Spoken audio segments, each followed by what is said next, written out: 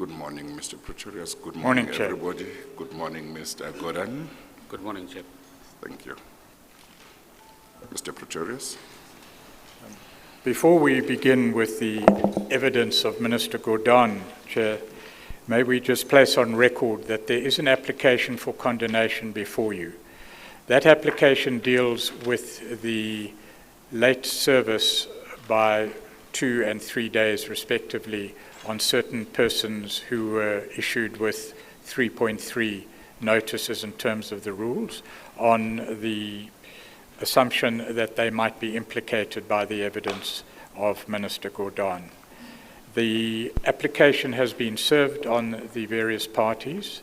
There's no opposition to the application, but there may be applications to cross-examine forthcoming nevertheless. Unfortunately, due to logistical issues, the hospitalization of the person making copies last night of the application, we only have a copy of the application for you, which is not indexed and paginated, and you haven't had an opportunity to read it. And so, subject to what any of the parties present may say, we ask that that application be deferred until tomorrow morning. I think that would be in order unless there is any affected party that has an objection to that application being had tomorrow. It may, I'm sorry, Chair, it may be apposite to mention that there is no opposition, but parties are present. They may wish to place themselves on record and tell you of their attitude. Well, firstly, with regard to the application, if there is no opposition, then I would imagine that as far as it being had tomorrow, there should be no problem. But to the extent that there are counsel who would like to place themselves on record, let's deal with that now. As you please, Chair.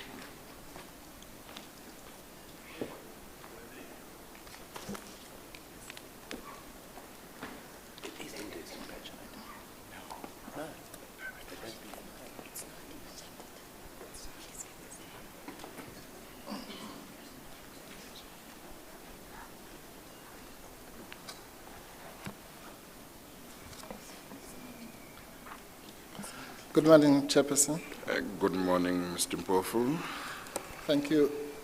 Yes, Chairperson, I'm here placing myself on record as representing one of the implicated persons in the application that Mr. Pretorius referred to, namely Mr. Thomas Moyane, who is listed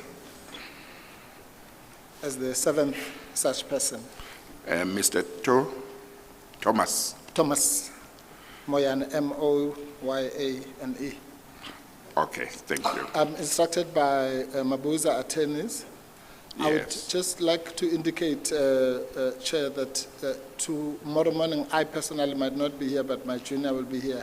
But seeing that the application, the condonation application is not opposed by us, yes, it should make no difference. Yes. What we do want to place on record is that we would like to exercise our rights to apply for cross-examination subject to that yes. application. As good.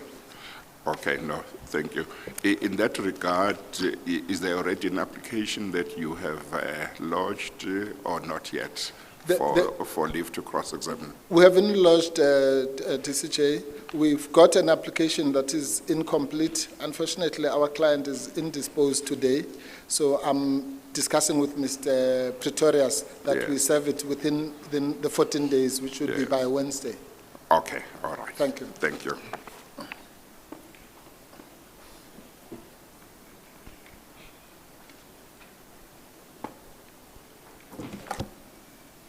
Good morning, Chairperson. Good morning. Morning. My name is Philip Mahlatsi. Yes. I hold my rooms at Piche Chambers in Central Johannesburg.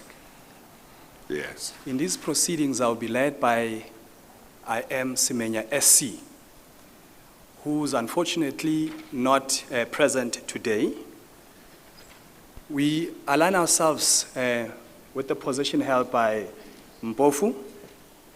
In fact, there was a confusion over the weekend as to whether or not our client, Mr. Sean Abrahams, was in fact served with the Rule 3.3. I have liaised with my colleagues, and they have given me, in fact, proof to the effect that that was done on the 7th, effectively meaning that the diets then would expire on Wednesday this week.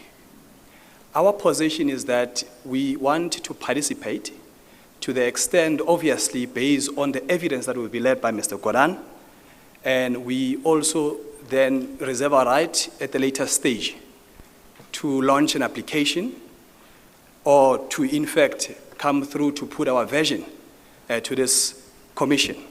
Thank you, Chair. Thank you very much. It looks like that's everybody that needed to place themselves on record. Yes, Mr. Pretorius. It appears so. Thank you, Chair.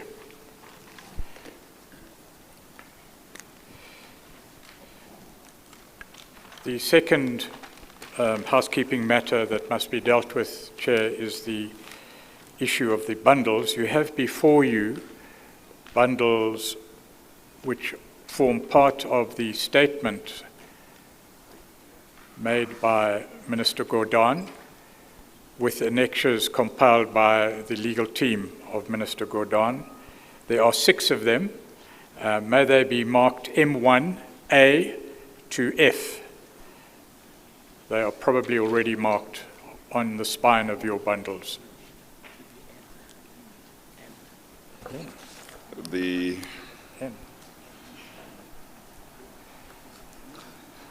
liver arch files. Yeah, I'm instructed by the majority of the legal team, Chair, that it should be N for Nelly. Okay. And the So majority. it will be N1A to F. And the majority binds the minority. I'm sorry, Chair. And the majority binds the minority. Yes, it does. Okay. Certainly in this case. You say it should be N, you said. N for Nelly. N1A to F. Yeah, N for Nelly. N for Nelly. Okay, the liver arch files submitted by Minister Gordhan will be marked as Exhibit N, and they will be from NA to F. A being the liver arch file that has got his statement. How do you identify the other ones, Mr.? That is in N1A. Or exhibit N1A N. contains the statement. 1A has the statement. And then how do we know the next one? Are they, may I ask, Chair, have they been marked on the spine?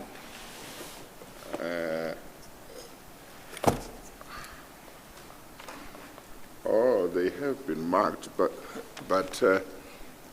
they have not been marked Exhibit N. They have been marked Exhibit M. I see Exhibit M1. 2 of them have got Exhibit M1. It looks like all of them have got Exhibit M1. Is M correct, or should it be N? It should be N, I'm informed. There's already Exhibit M, I'm told. Okay, can we then, would you arrange that maybe during the break they be corrected? I will do so, that Chair. They'll be Exhibit N1, and then they'll be N1A up to F. Yes. Okay, There is an additional bundle, does he have it? Which I'm instructed that you have, which is a supplementary bundle prepared over the weekend, and that is N2. That will be that bundle, Chair.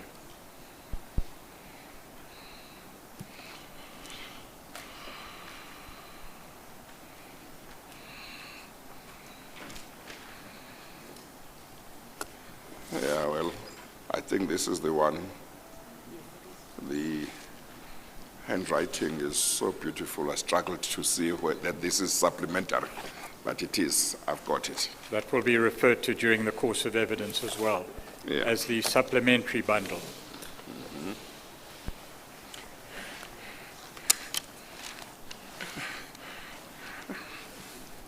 And the ones that the witness have been appropriately marked. Yes. The witness is aware he has his own bundles from the original compilation. Yeah. The copies that were made for you, Chair, and the copies that have been made for the legal team were made subject to the logistical difficulties that I've mentioned. Okay, all right. Thank you. By your leave then, Chair, we call Minister Gordhan, who will make an affirmation. Before we do that, there was the other matter that needed to be mentioned. As you please, Chair. Do you want to say anything? I don't, Chair.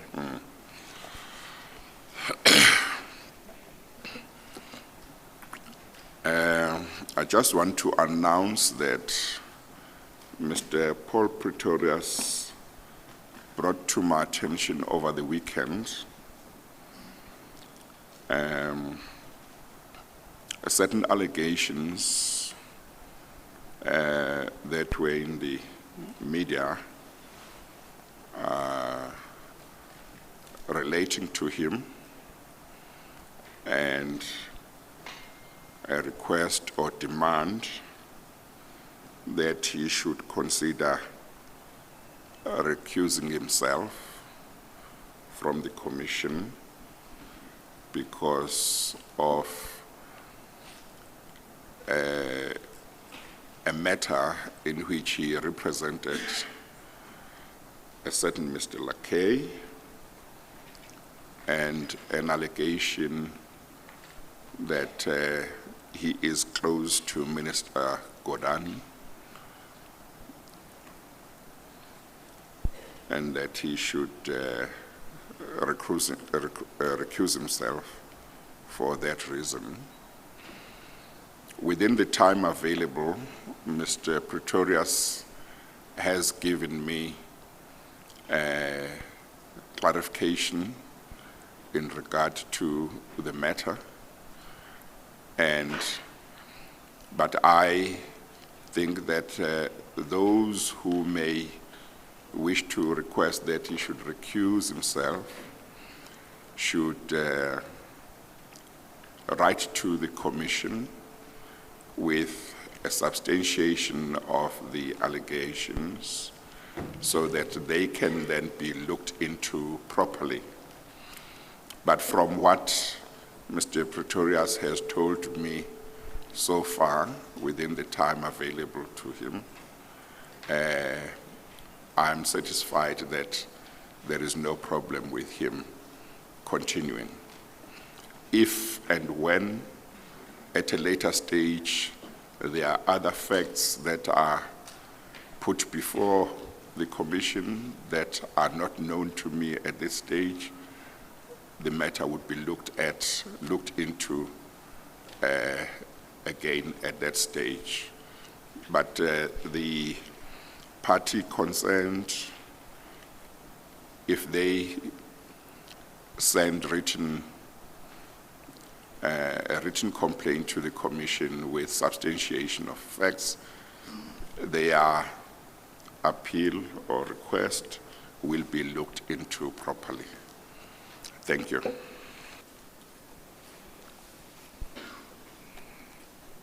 I think the registrar will then administer an affirmation to Minister Gordhan.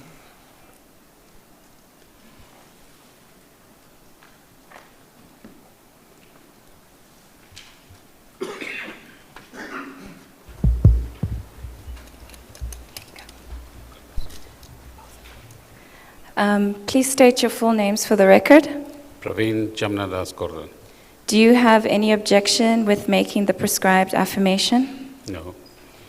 Do you solemnly affirm that the evidence you will give will be the truth, the whole truth, and nothing but the truth? I affirm. If so, please raise your right hand and say, I truly affirm. I affirm, and I truly affirm. Thank you. You may be seated. Thank you very much. Before Mr. Pretorius begins, I just want to thank you, Minister Gordhan, for coming forward to assist the Commission. We have been making a call to all South Africans who may have information about the matters that we are investigating to come forward, and we have made a call to present and past ministers, deputy ministers, directors general, and so on, to please come forward with regard to any knowledge or information that they have on matters that fall under what we are investigating. And some have come forward, and we are grateful for that, and we are grateful that you also have come forward. Thank you very much. Thank you, Chair. We see it as our responsibility. Thank you. Good morning, Minister. Good morning. Minister, you have before you in bundle N1A a statement of some 60-odd pages, and your signature appears on page 68. Is that correct? Before we ask you to confirm your statement, I'm told that there's a correction you wish to bring at paragraph 79.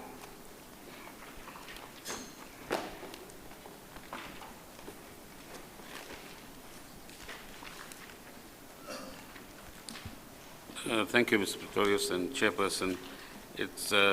I thought we will do the correction when we get there, but Mr. Pretorius is right. I'm sorry, Mr. Gordhan.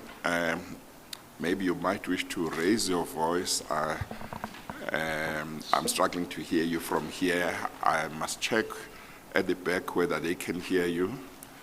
Can you hear the witness from there? There are indications of yes and no. So, well, good morning to everyone. so I think with a raised voice, it should be fine. Sure. Thank you. So at paragraph 79, Chairperson, sorry, I'm not sure whether the protocol is Chairman or Chairperson. Yeah, no, that's okay. Particularly with reference to the last sentence, where it says Rand depreciated sharply from 1340 to 1540 in relation to the US dollar overnight. We obtained more accurate numbers from Bloomberg yesterday. I'm sorry. Did you say paragraph 89? 79. 79. May I interject, Minister Gordhan? For the present, perhaps we could just delete the sentence. We can delete the sentence and we'll give you the numbers later, if that's okay. Which sentence must we delete? The last sentence. Oh. Paragraph 79, the last sentence.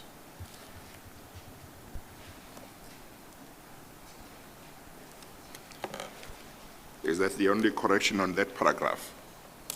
Yes. Yes, Chair. Okay. Then, Minister Gordhan, the signature on page 68, that is your signature, I understand? Yes. Are the contents of the statement true and correct? Yes.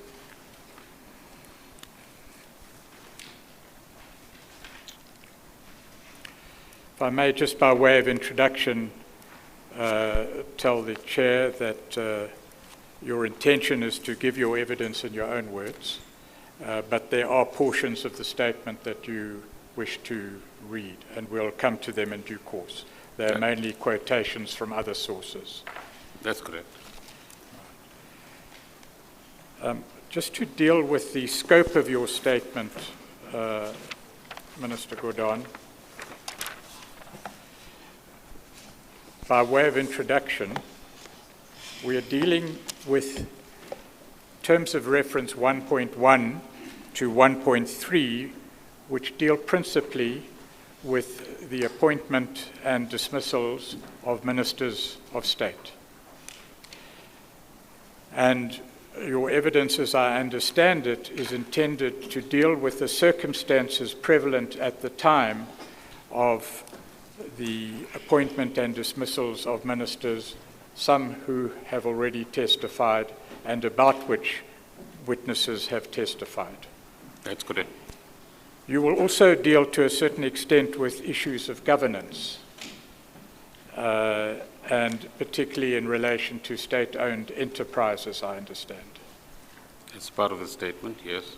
But there are aspects of the terms of reference which you may wish to deal with at a later stage, or your department, the Department of Public Enterprises, may wish to deal with at a later stage. That's with particular reference to state-owned enterprises and what we are beginning, and we're only beginning to discover in terms of both governance issues and malfeasance, Chairperson, in these enterprises. We are in the process as a department of identifying as many documents as possible. Representatives from the department have been in touch with the investigating team of the Commission. They've had many exchanges to date, and wherever possible, documents or copies thereof have been handed to the Commission. Obviously, some documents might well have been destroyed already, but when we come to that, we'll keep you informed. Yes. There are also, I understand, matters in relation to Treasury and your portfolio previously as Minister of Finance that may have to be dealt with at a later stage. Some of them, Chairperson, I actually dealt with in this statement by way of illustration of some of the requirements of 1.1 to 1.3, but there are also, which I'm sure Mr. Pretorius will come to, certain questions that your team has asked me to cover, which is also contained in the statement. Yes. Before I invite you, Minister Gordhan, to make any opening comments that you wish to, may I just place on record, with your assistance, the history of the statement which is before the Commission at present. A draft statement, not an affidavit, was presented to the legal team on the 30th of September. You recall that? Yes. Certain additions were made to that statement as a result of requests from the legal team of the Commission, asking you to address specific issues that they wished you to deal with. That's correct. A further statement was then produced and together with a bundle was delivered on the 13th of October, received, I understand, on the 15th of October by the legal team. And Yes. that is the statement before you. That's correct.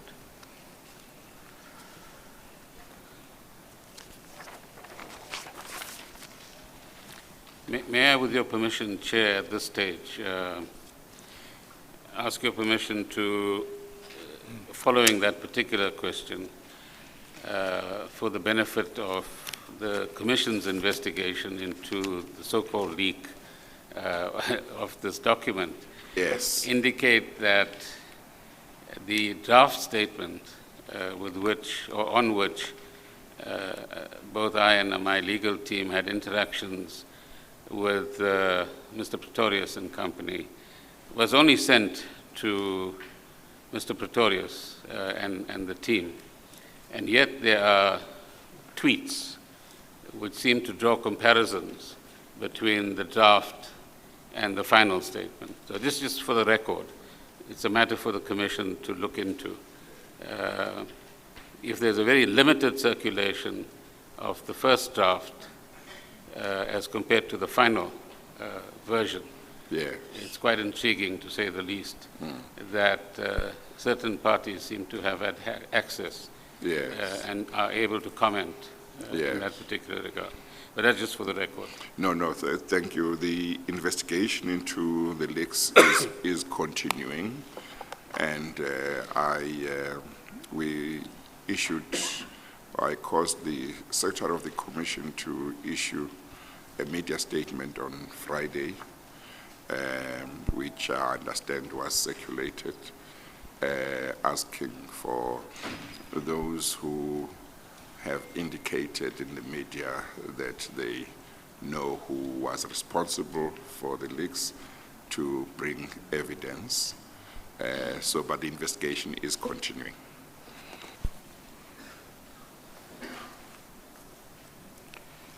Thank you, Chair.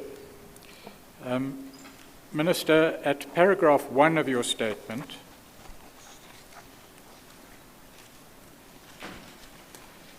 you refer to the submission of your statement to this commission.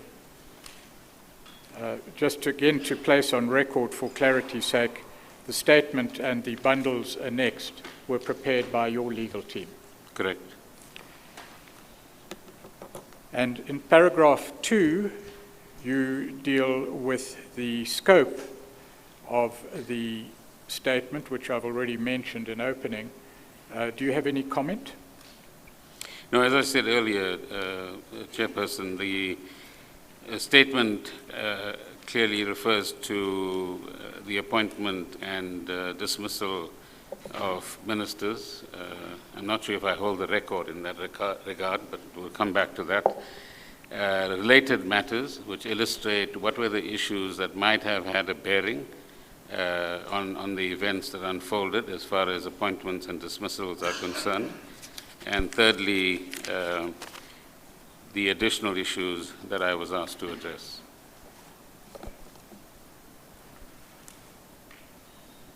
Before we proceed into the content of your statement, do you wish to make any further opening comments? No, as soon as you allow me to, I'll go to paragraph 4 and present my opening statement. In paragraph 3, you mention that the account is based on your own recollection, but that your memory has been refreshed by certain officials working with you. Do you have any comment there? Now, just to make the point that, particularly with reference to Chairperson, the job of a Minister of Finance, it requires that there are many different events, both internationally and locally, and many different types of meetings, and that not all of the events or meetings are fresh in one's mind. And I did rely on checking, for example, my diary at the Treasury, or checking with my former Chief of Staff or officials at the Treasury where it was appropriate and possible for them to recollect what really happened. So some have been trying to caricature the memory factor, but we are getting a bit on in age as well, one must confess that. And that's the basis upon which the statement is drafted. Thank you. At paragraph 4, you deal with your own personal background and the approach that you have taken historically in your political career. Before we go into those paragraphs, you said that you wish to make some opening remarks. Could you also inform the Commission of your history in ministerial positions and as a Member of Parliament? Well, if I may state an amplification of paragraph 4 as I get into your question, Mr. Pretorius. I've been an activist from the late 1960s, and we might recall that at that time the ANC was banned, but one of the arms of the Congress Alliance, as it was known then, was not, and that is the Natal Indian Congress. And an older generation of Congress activists in early 1970s decided to reactivate the Natal Indian Congress as a flag bearer of the Freedom Charter within the country at the time. And that was the organization that began to politicize a lot of us who were on campuses at the time, as did the Black consciousness movement of the time as well. Secondly, we didn't see politics as a career. It was a commitment to changing this country for the betterment of all the people of this country. And we had an instinctive, if you like, belief that whatever happens at whichever stage in our history, the benefits of those events and transformation processes that unfold must be benefits that accrue to the majority and not to a small minority, an issue that is not irrelevant to the evidence that we're going to give here today.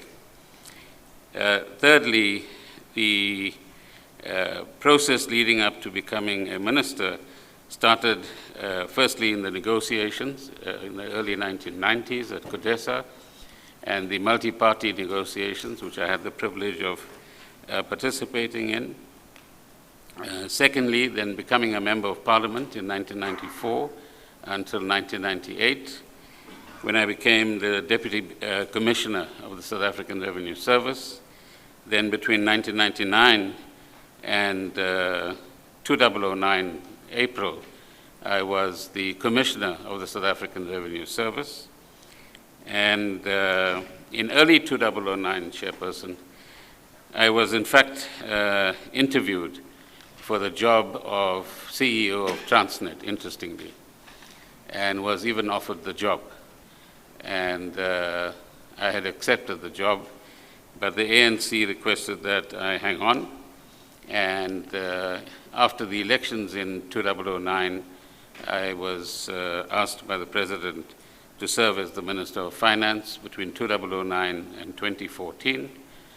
After the 2014 elections, I was designated or assigned to the COCTA portfolio, Cooperative Governance and Traditional Affairs, where I served until the 13th of December 2015. Okay, I'm sorry, let me interrupt you.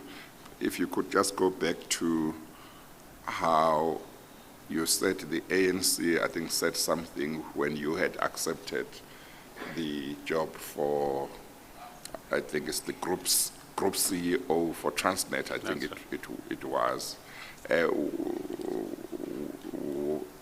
What did the ANC say, and why did it say what it said? No, just that I should wait until after the elections. No promises. Okay. And no intrigue either. Okay, all right. Thank you.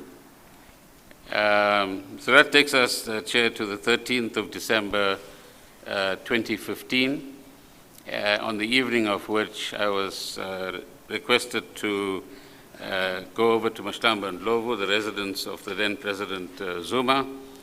Had a meeting with him, and I'm sure we'll come to that in the rest of the statement, and at which meeting he asked that I take the portfolio of finance again.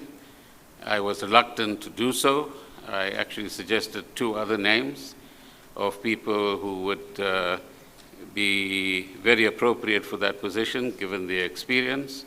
One was Mr. Jonas, who has already appeared before you, and the second, Mr. Jabu Moleketi, who was previously Deputy Minister of Finance with Minister Manuel at the time. Notwithstanding those two suggestions, I was requested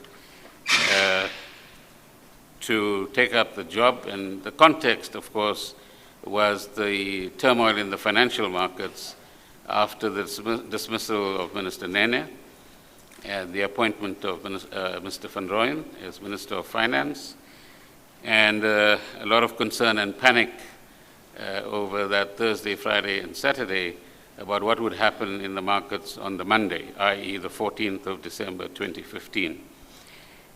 Eventually, after consulting my family, I did take the position and served in that position until just past midnight on the 30th of March when watching television and the intrigue that was unfolding at the time, and learnt from the TV screen that a number of us were in fact dismissed. That included Minister Hanekom, Minister Ramatlodi, amongst many others. So you, you were not informed ahead of the TV announcement that you were no longer going to continue in the position? No, regrettably, I wasn't extended that courtesy. I then remained as a member of parliament, which I was from the 2014 elections, and remained as a member serving on the Public Enterprises Committee, and had an interesting year during which we, under the leadership of Ms. Ranto, was the chair of the inquiry into Eskom. At the time, learned a lot about the malfeasance and corruption and state capture of that institution. We then have the events of the governing party in December 2017, which led to Mr. Ramaphosa becoming president, and then subsequently February 2018, when Mr. Ramaphosa becomes the president of the country. And thereafter, another cabinet reshuffle, and I was asked to serve in my present capacity as the Minister of Public Enterprises. Minister, you were a member of Parliament, or you remain a member of Parliament rather, commencing May 2014, I understand. That's correct. And during the period March 2017, or April 2017 to February 2018, you occupied no ministerial position. You were a member of Parliament only. That's right. And during that time, what position did you hold in Parliament in relation to portfolio committees? Just a member of Public Enterprises and one other portfolio committee. And you will testify about that period in due course. In paragraph 6 of your statement, you refer to the preamble to our Constitution, and you've made brief reference to it already now. Do you have any further comment? It's, if I may, Mr. Pretorius and Chairperson, read into the record some of the paragraphs from 6 onwards, so that it might make it easier for yourselves as well. That's fine. If I may. That's fine, yeah. So I take us back to paragraph 4, with your permission. I am a lifelong activist and a member of the African National Congress. I believe in the principles of the Freedom Charter and in our Constitution. I am committed to contributing to the achievement of a constitutional democracy and the establishment of a democratic government guided by the preamble of the Freedom Charter that, and I quote, South Africa belongs to all who live in it, black and white, and that no government can justly claim authority unless it is based on the will of all the people, end of quote.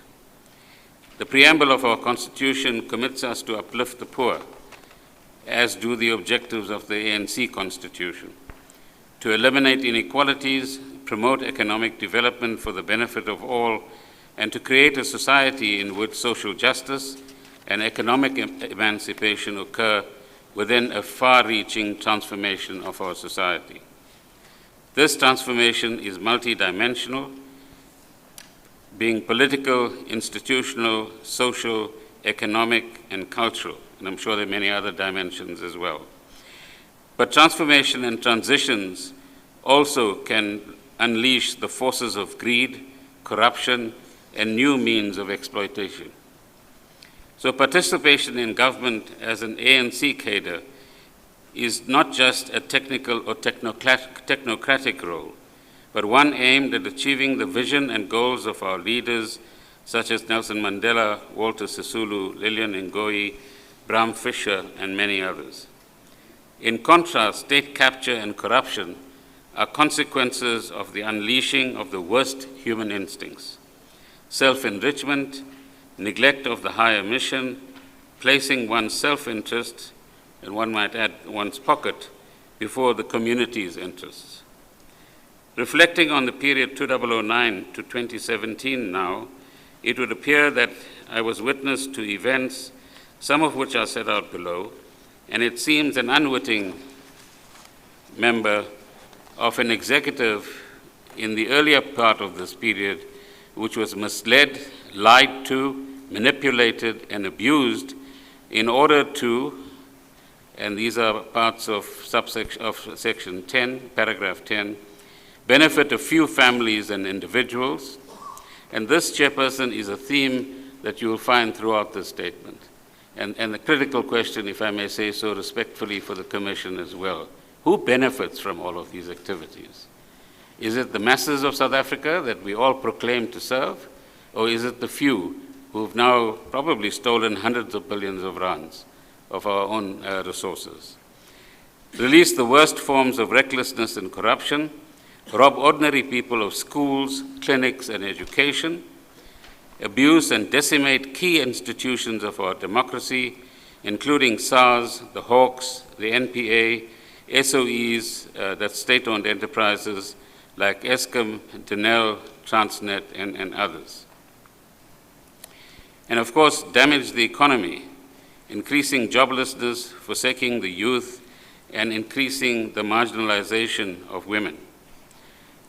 State capture became a sophisticated scheme or racket that advanced false narratives, including racist pejoratives, used external agencies like Bell Pottinger and the services of professional advisors, including management consulting firms, auditors, lawyers, one might add a whole list of other professionals, to entrench itself. Marginalized and dismissed honest public servants and replaced them with compromised or incompetent individuals. Again, if I may pause here, Chair, one of the things that we need to look at perhaps at the Commission, but generally as a society, is the kind of damage that we've done to lives of individuals and their families and the communities that they actually come from. People were left jobless, they were maligned, their reputations were tarnished, all through a project which said it's important to do that in order to, in a sense, engage in what I will call later the politics of distraction. So you create, in any war, as you know, or even a robbery, a familiar tactic is you create a decoy in one place so that something else can happen elsewhere. And we see that the human cost of what we are up to is quite a formidable one. We allowed a climate of impunity in respect of crime and corruption to emerge. A question that I'm sure will come up is, where does the governing party fall in all of this? Certainly that will have to So come I'm up. anticipating it. Yeah. So if I may, Mr. Pretorius, also continue. The ANC at its most recent elective conference in December 2017 noted and resolved as follows, and the resolution is headed ANC Credibility and Integrity Dealing with Corruption. And the resolution reads as follows, Chair.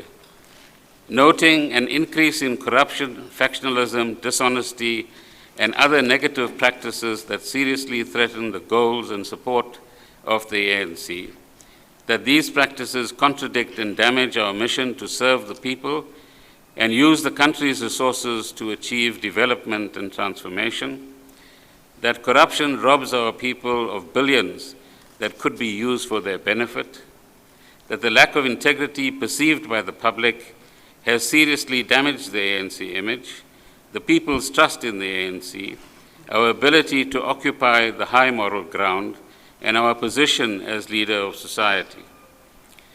That current leadership structures seem helpless to arrest these practices, either because they lack the means or the will, or are themselves held hostage by them.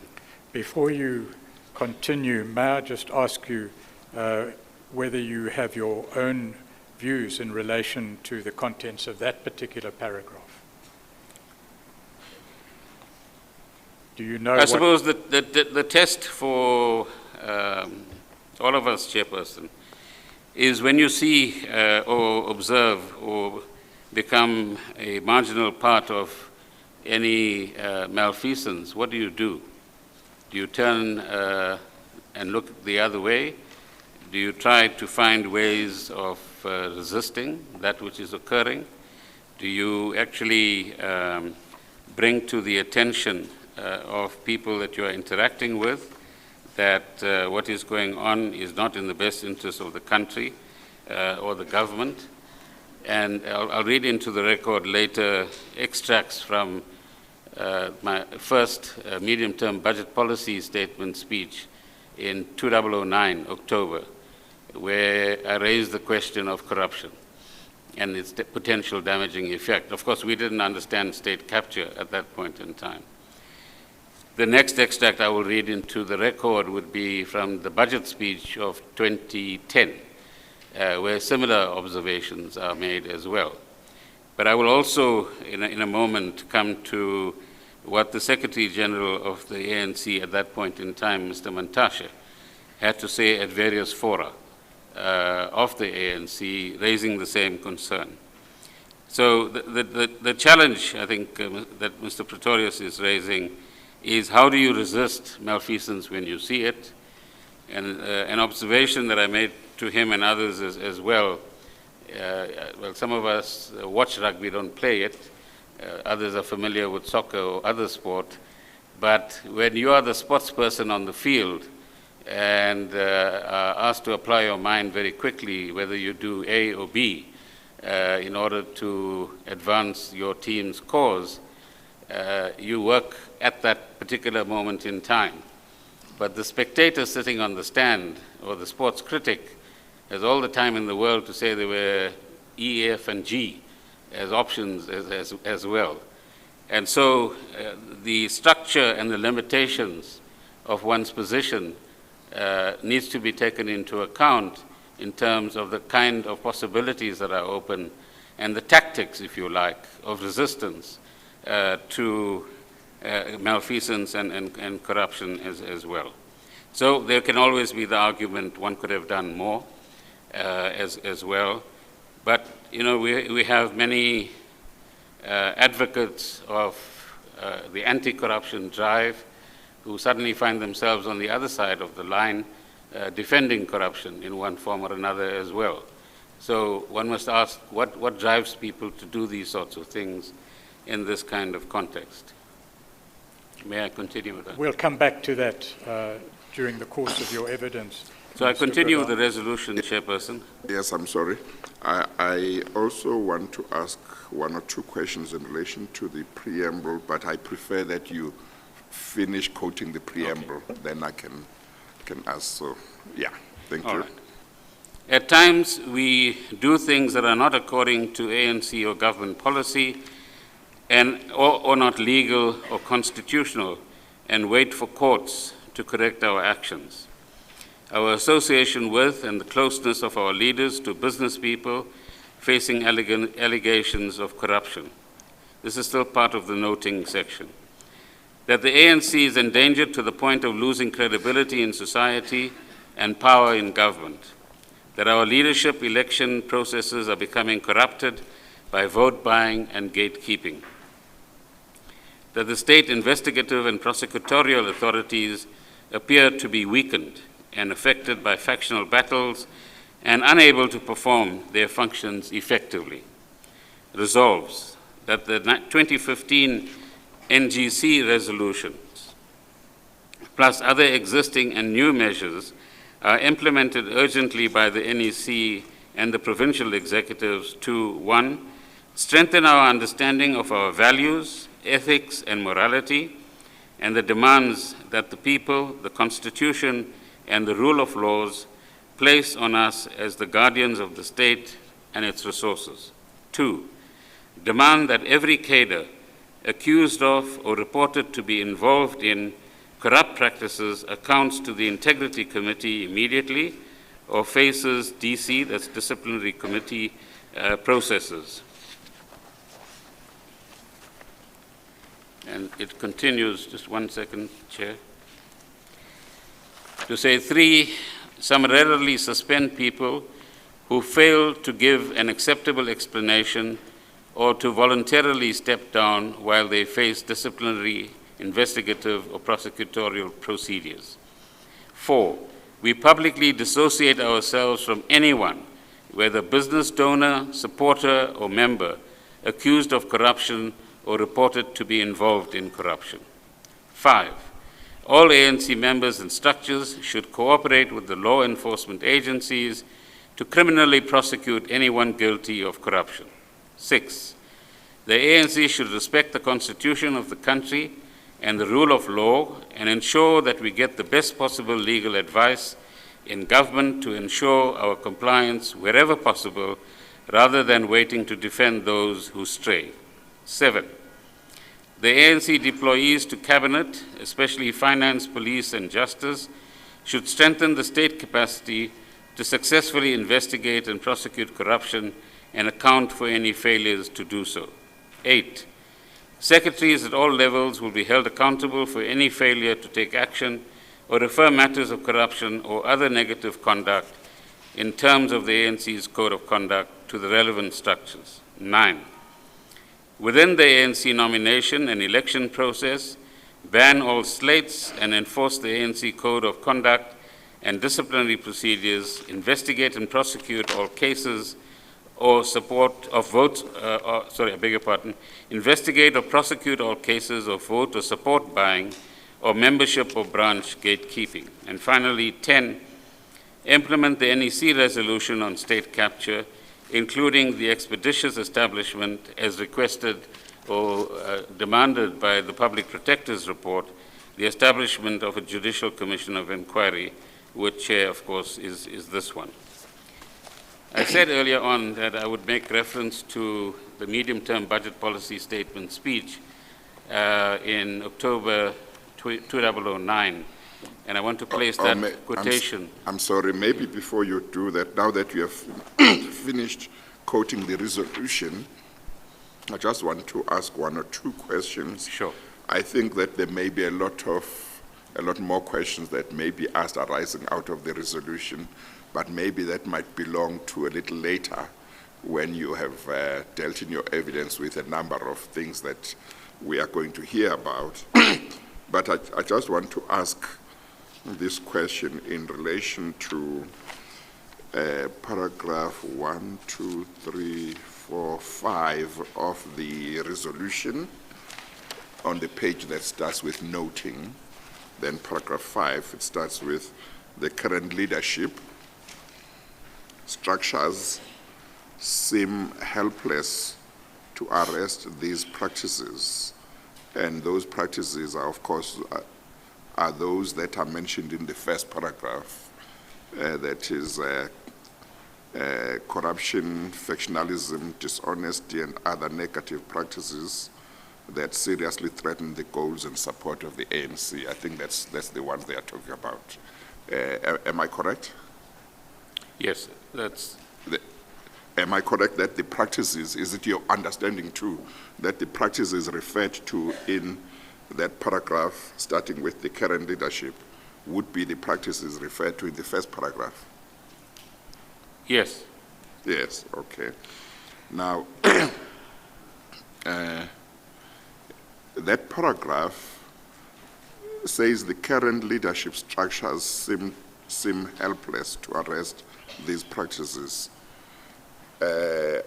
I assume, and you must tell me whether your understanding is different, I assume that those leadership structures that the paragraph is talking about would have been the leadership structures that existed before the conference at which this resolution was made, because obviously they couldn't talk about the ones to be elected, or that may have just been elected.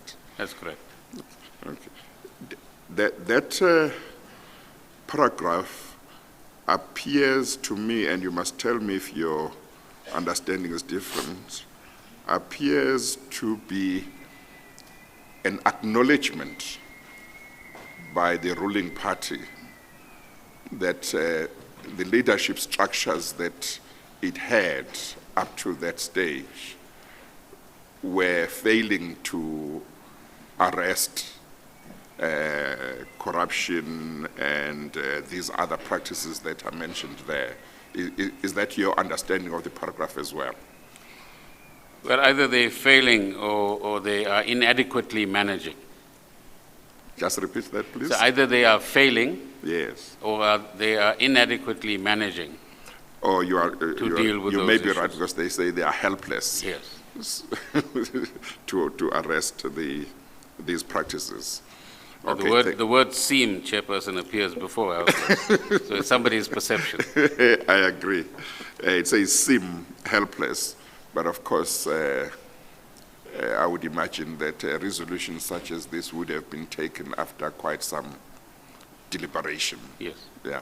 Okay, thank you. We may proceed. I think we'll deal with these and other aspects of the resolution when we maybe deal with the role of the governing party. Yes, I would just like to ask one or two questions in relation to the resolution, Thank if I you. may. Yeah. The last paragraph under noting, Minister, refers to investigative and prosecutorial authorities. At the stage the resolution was taken, what was the position in your view? That's just before the word resolves, the reference to state investigative and prosecutorial authorities. Well, that was, Chair, again, a conclusion that many people in our country had come to. And when we come to the issues around what constitutes state capture and what constitutes effective state capture, then we will come to the conclusion that the first object is to control some elements of political authority. The second is to then use that political authority to control key institutions which give out big tenders or engage in big procurement practices. And the third is then to ensure that nobody will properly investigate that malfeasance. And the fourth is if there's no proper investigation, or even if there is some investigation, then no effective prosecution takes place. And I think in the public domain, what I'm often struck by is the question that members of the public would put to myself, and I'm sure to many of you as well: why is it that no real big figure finds themselves in orange uniforms yet? In other words, why aren't they being prosecuted effectively? And there are all sorts of narratives which other people can come to the Commission with, but how many files are waiting on the desk of the National Prosecuting Authority where investigations have been done, charges have been formulated, but prosecutions haven't been either initiated or completed? And the lesson that one can draw from my tax experience, and this is a lesson that we learned from Australia, Sweden, and Canada, and many other countries, that a tax authority doesn't work effectively unless it combines two things, and in our context, a third thing. The two are providing good service to honest taxpayers. The second is a variety of forms of enforcement to dishonest taxpayers. I mean, if you make a mistake on your tax form, then you shouldn't be sent to jail. But if you are fraudulent in not declaring all of your income, as I'm sure is fairly common practice today, because the rate of stealing that's going on, I'm sure, doesn't find itself on the tax returns that people actually submit to the tax authority. And if there's no effective enforcement, then why bother? Because you know that you can get away with it, which was the situation in South Africa pre the 2000s, when more effective enforcement capability was developed. The third element to that we added in our own context was education. The vast majority of our people were excluded from meaningful economic activity, and the importance of paying tax or the importance of paying any dues is quite a crucial civic responsibility, and we find it today in the form of payments for electricity or water, even if people can afford to actually pay. And that results in the kind of debt that accumulates in the hands of water boards and indeed of Eskom as well, load shedding notwithstanding. So we must apologize to the country for that. The intention, at least, Minister Gordhan, is stated in paragraph 7 over the page, but at the instance of the Chair, we'll defer any further questions about implementation of the resolution for later consideration in your evidence, if we may. Sorry, I didn't quite get the point. Paragraph 7 Yes. records the resolution in relation to investigation Yes. and prosecution of corruption and accounting for failure to do so. But I wanted to just mention that, to note it for this stage, there will be further evidence that you will give later on, and perhaps further questions from the Chair in that regard in due course. And if I may say so, Chair, the comments made by the many candidates that were interviewed by the panel looking into a new Director of National Prosecutions over the past week or so might be quite relevant here in relation to the state of the NPA and what they sounded like politicians canvassing a little bit, but what they would do if they were actually appointed to that position. Yes. The comments you make, unless you want to read paragraph 13 onto the record, I wanted to... There's deal two with the extracts, issues in Chair, that I paragraph want to 14. read, if I may, Yes. onto the record. As I said earlier on, the first is an extract from the October 2009 medium-term budget policy statement, where we say the following as Treasury: for us to succeed, we need a shared compact across all the divides in this House and indeed across the nation. We will not tolerate corruption, we will act forcefully against wastage, and we will resist, or we will insist on value for money for the billions that we spend. The second is from the 2010 budget of February 2010, and I quote, "Measures to combat fraud and corruption. A major site of both wastage and inefficiency is in our procurement system. Through a combination of corrupt practices, inefficient procurement, poor planning, and in some instances collusion by the private sector, we are not getting the kind of value from our purchases that our people deserve. Even where there is absolutely no corruption, we sometimes give contracts to people who cannot implement them, and so houses are left without roofs, roads crumble when it rains, water schemes break down, and school books fail to get delivered. Mr. Speaker, corruption is an ever-present threat to our ambitions. All South Africans must constantly and consciously work to root out this cancer. If we are to address the scourge, we need improved management capability, governance, enforcement, and oversight in government and in the business sector," end of quotation. So we go back at that period. But the context here, Chair, is also relevant. This was the period when South Africa began to experience the aftershocks of the financial crisis that started in the United States and in Wall Street in particular in 2007, 2008. You will recall that as Mr. Zuma's first administration came into office, one of the announcements that had to be made by about June or July that year is that tax revenue would fall by 50 billion rands as a result of growth falling. And so started a whole process of what we today call fiscal consolidation. In other words, trying to manage your expenditure in line with the revenue base that you actually have. But secondly, taking a closer look at procurement practices where savings could actually be derived, whether that be at a municipal level, which is quite important for us today as well. We have all sorts of malfeasance going on there, or at a provincial level or national government sphere level. And that's the context for this emphasis.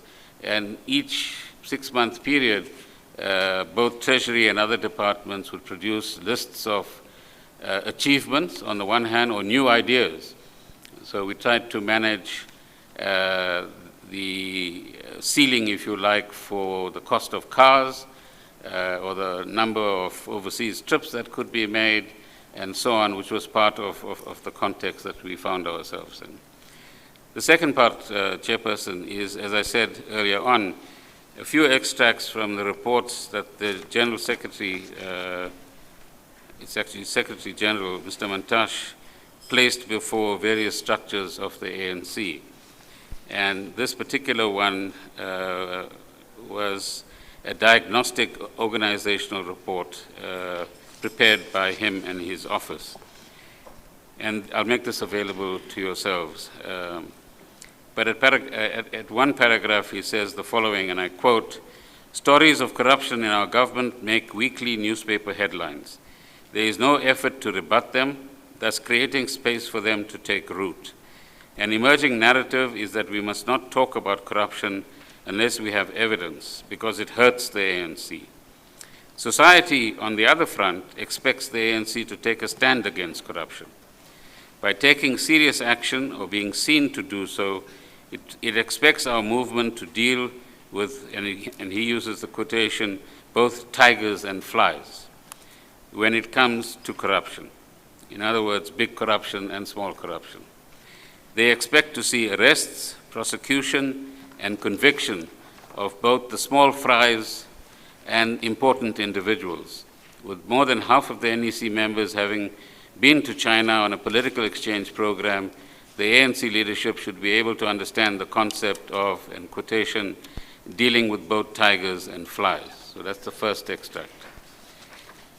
The second extract was part of his organizational report presented at the December 2017 conference. And I quote, "Many in our movement are in denial that state capture is a reality facing our country. There is a strong view that state capture is a narrative mainly developed by the media and beneficiaries of the apartheid state, in which case the state cannot be regarded as captured if not all of its three arms are not captured. The debate is raging on, with society having strong views on the matter. The ANC, therefore, cannot afford to be perceived as confused or defensive in the face of this debate. This conference must provide concrete guidance to the leadership, not only on the position the ANC must take, but also how it should engage this debate. At this point in time, the ANC is divided in this debate to a point of seeing our disagreements as boxes of enemy camps." And I'm sure when the ANC appears before you, Chairperson, they'll be able to elaborate on this as well. This was followed by the last extract that I want to place before you during the January 8th statement delivered by the President. And I quote, "We shall confront corruption and state capture in all the forms and manifestations that these scourges assume. This includes the immediate establishment of a commission of inquiry into state capture. The investigation and prosecution of those responsible will be given top priority. Mechanisms for the appointment of individuals to senior government positions, state-owned entities, and law enforcement agencies will be strengthened to improve transparency, prevent undue influence, and ensure adequate vetting of candidates. We must work to restore the credibility of public institutions, including state enterprises and law enforcement agencies, by addressing excessive turnover in senior positions, undue political interference, poor coordination, and corruption." End of quotation. And in sum, I think what the Secretary General is saying is that we as the ANC, and I'm sure he'll be in a better position to articulate this when he appears before you, cannot be in a denialist mode, that it is in the interest of the organization which has long served this country to enable it to confront this cancer so that it can indeed stick to and accomplish what is intended in its slogan, i.e. unity and renewal. and renew the ANC so that it could continue to serve South Africa on the basis of the kind of principles that it was built. And if you put this in simple terms, Chair, when one has a cancer and goes to a surgeon, you can't say to the surgeon, take a little bit of the cancer out. You either take it all out, or if you leave some, it's going to kill you eventually. And I think that's the message that we are trying to understand and also propagate as extensively as possible. Thank you, Minister. Before you continue, that perhaps will form a background to your evidence in paragraph 14 and certain questions that the legal team would like to put to you in regard to the contents of that statement. But Chair, it's past 11:15. May we take the short adjournment? Okay, no, that's all right. Before we do that, let me check again. People at the back here, Mr. Pretorius well as well? Okay, they say they do. Thank you. We'll take the short adjournment and we'll return not at past, but at 25 to. Thank you. Thank you, Chair. We adjourn.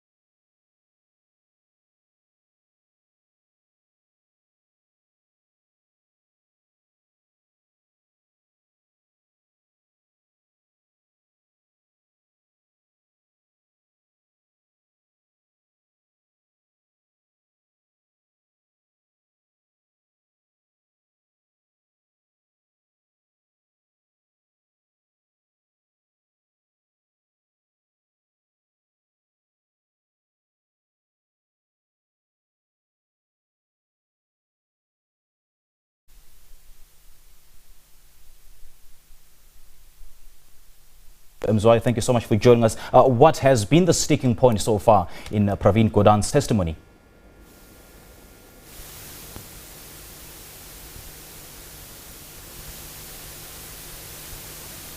Zondeli, please confirm if you can hear me. What are the sticking points? What was of significance so far in the testimony delivered by Pravin Gordhan?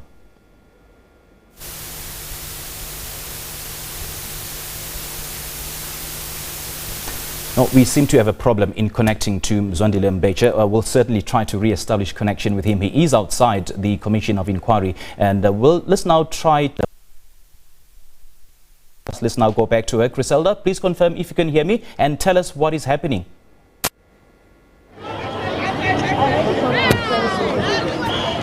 It's not my duty as All right, there we have it. We'll certainly try to re-establish connection with both our reporters, Griselda Lewis and Mzondile Mbeche in Parktown in Johannesburg. But for now, let's take a short break. We'll be right back.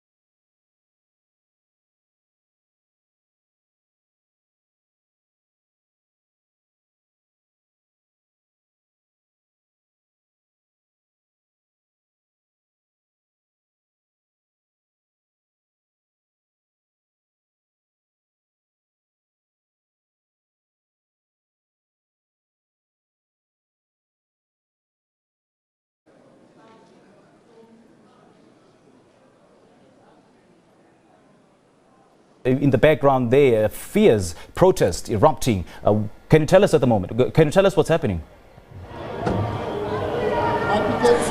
Well, that's right. Members of the Economic Freedom Fighters as well as Black First, Land First have been picketing outside the Commission of Inquiry into state capture since very early this morning, with one voice, them saying that they want Pravin Gordhan to go. They also want him to disclose the details of what has now emerged to have been a meeting or meetings that were held in the presence of the Public Enterprises Minister as well as a member or members of the Gupta family. You'd recall after his affidavit had been leaked to the media, it subsequently emerged that he had a meeting or meetings with a member or members of the Gupta family. So what these parties are saying is that they want full disclosure at this Commission of Inquiry into state capture about what those meetings were about, and if there are any other members of Treasury that had met with members of the Gupta family. I'm going to walk a little bit towards this direction, so if you could just stand towards that, we'll zoom in a bit on those visuals that you can see here. a sea of red, of course, this being members of the economic freedom fighters that have closed off this road here at the Commission of Inquiry, just outside.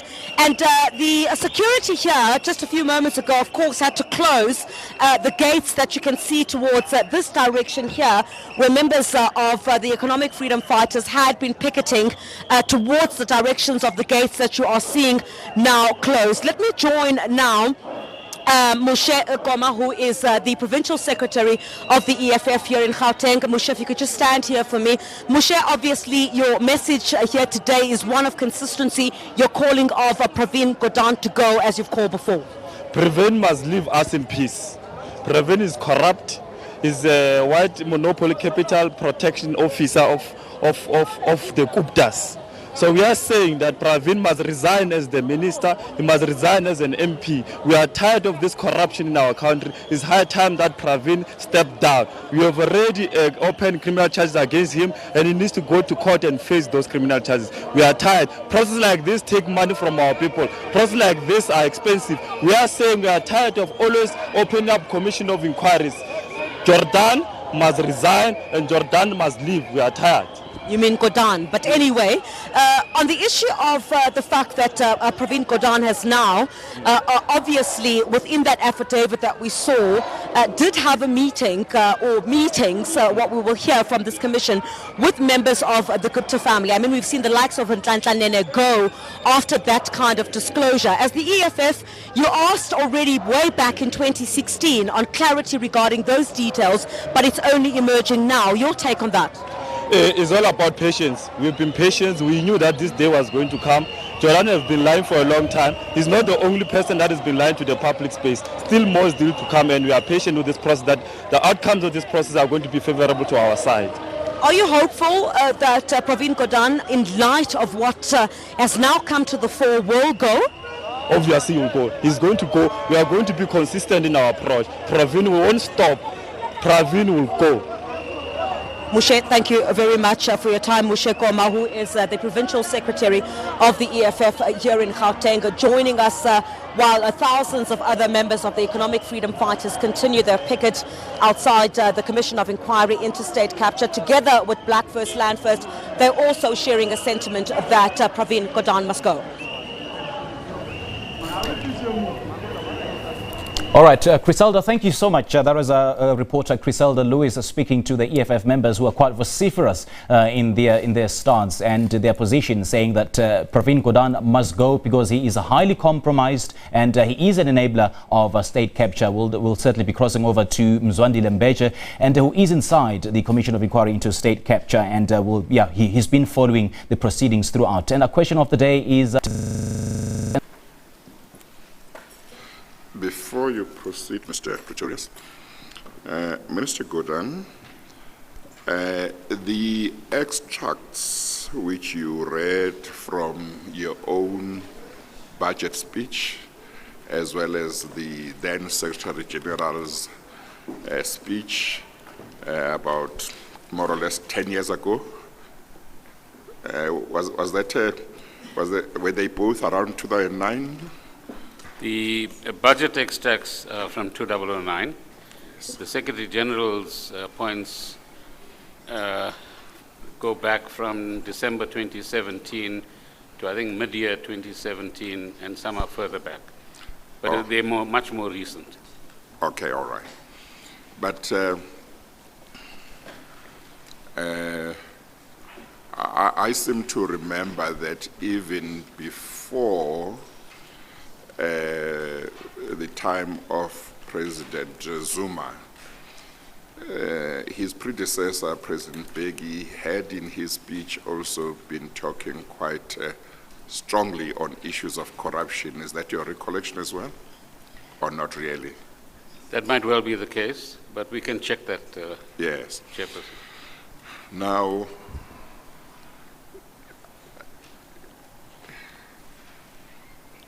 I consider myself reasonably informed in terms of what is in the public domain, but I struggle to remember any instances I may have heard of or read of in the media over a very long time of the ruling party taking disciplinary action against its own members in regard to issues of corruption.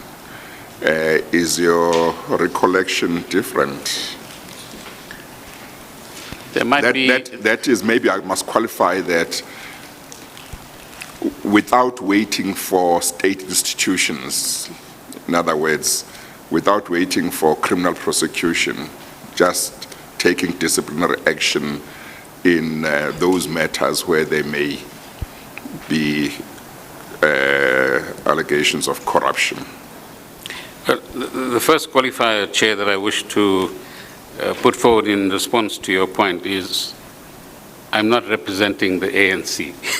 And that, I accept that. So when officials of the ANC appear before you, they must answer that. But to assist you, I think the narrative has emerged in different forms. So probably earlier in the 2000s, there was a debate about whether a member should recuse himself or herself from active ANC programs if the person is merely charged, or must that person first go through a trial, then a court decides, and thereafter the person then has to do the necessary.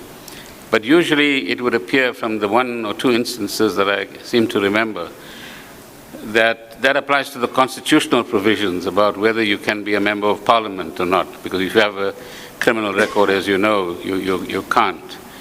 So I think what the Secretary General is saying and other documentation also is that we need to do better and do more in that regard, not just as the ANC, but as the constitutional structures of the state as well. Now, maybe I must just mention for what it's worth why I'm asking this question, and I'm sure that you understand, yeah, and a lot of people would understand. The ANC was given power by the electorate, and the electorate would expect it to govern in accordance with certain values and principles. And one can imagine that people in the electorate or sections of the electorate would keep an eye and watch what's happening, and they may be saying, to the extent that there has been or may have been state capture, what did the ANC do once it realized there were certain practices and so on and so on? And it may well be that, probably will be that the Commission must look at everything to see what may have constituted a fertile ground for state capture to happen, or to happen the way it may have happened, and what is it that an important player such as the ruling party should have done or did or didn't do, which may have assisted to get state capture to be where it is. And as I always mention, I proceed on the basis that my terms of reference says allegations of state capture, and I've got to look at the matter in that way until the findings are made. So that's the context in which I was asking that question. No, it would be fair to say that, Chairperson, as you say, that firstly, and if I may say so, I would rather call the ANC a governing party. There are many in South Africa who would like to be rulers. Yeah. So we don't want to be a ruling party.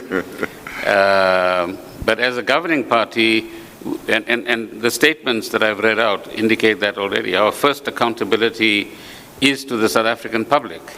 It is to ensure, in terms of our core mission articulated in the constitution of the ANC, that we serve the South African people, all of them. But secondly, we've got to correct the historical wrongs that the majority of our people have been subjected to over time. And thirdly, as the Constitution eventually says as well, we've got to both transform this country and arrive at a situation where we say that we are advancing social justice every single day, if that is actually possible. Have we fallen short of that mission? Probably, but I think it would be wrong to leave an impression that the ANC equals everybody, because like any other voluntary organization, there would be differences in terms of how one interprets principles and values, but more importantly, how one practices those, puts into practice the principles and values as well. But secondly, as we'll come to later in the statement, there is the phenomenon of the fight back. There is the phenomenon which says that those who have engaged, let alone engaging in, but those who have engaged in malfeasance, as I said earlier, engage in the politics of distraction. So find as many distractions as possible, using modern technology, which has become quite a feature after Bell Pottinger, and do whatever you can so that the spotlight doesn't fall on you. The spotlight must constantly be moved to others for one or other reason. And as you know, Chair, and you might want to get an expert on this, throughout the world, including our own situation, fake news is a reality. So academics are talking about fake news, post-factual news, and so on and so on. I'm sure there's some experts sitting here that can help us in that particular regard. But all of that is to ensure that elites or small groups of people become beneficiaries of extractive processes and enjoy their status as elites, whilst the people that they nominally indicate that they are serving fall by the wayside. And that is, in fact, one of the big causes of the inequality we see across the world and in South Africa. And secondly, the disenchantment with elites, be they political, business, and other elites in societies. And thirdly, there's a lot of literature available which would indicate how populism becomes a fact in many societies, largely right-wing populism, and sometimes disguised in left-wing rhetoric. And that again serves the purpose of particular groups, and that then gives rise to particular political outcomes as well. So people will defend their largesse or access to their largesse in some way or the other. And you'll see a lot of it. In my short experience in the public enterprises portfolio, as soon as one identifies a senior executive who has quite evidently participated in over a number of years in one or other kind of malfeasance, and their transactions after transactions to actually prove it, and forensic evidence to prove it, the pattern that's emerging is one where, if you like, clients would have been developed over the years, and these are what you might call sub-capture processes. So there's big capture, if I may suggest that, but there's also small capture, where as a CEO or as a CFO or as a senior manager, you develop your own client base. You supply them with money, so when you get into trouble, they're there to defend you in one form or another. And we've seen that in real life as well. And that then becomes part of the phenomenon that I described earlier on. You then get this masking effect, but also the fight back or counterattacks in one form or another as well. So coming back to the core of your point, there will be those of us who fervently still believe that the core principles of the ANC Constitution and our own Constitution as the country are the key principles that must drive our conduct. We're human, so we're fallible. Doesn't mean we don't make mistakes, but as best as we can, we try to achieve those objectives in the day-to-day practices we actually engage in. And one hopes that the kind of reflection that the new president of the ANC is trying to induce within the ANC itself as part of the renewal project will begin to set the governing party right on the right course. And there's some evidence that we're moving in that direction. No, thank you very much.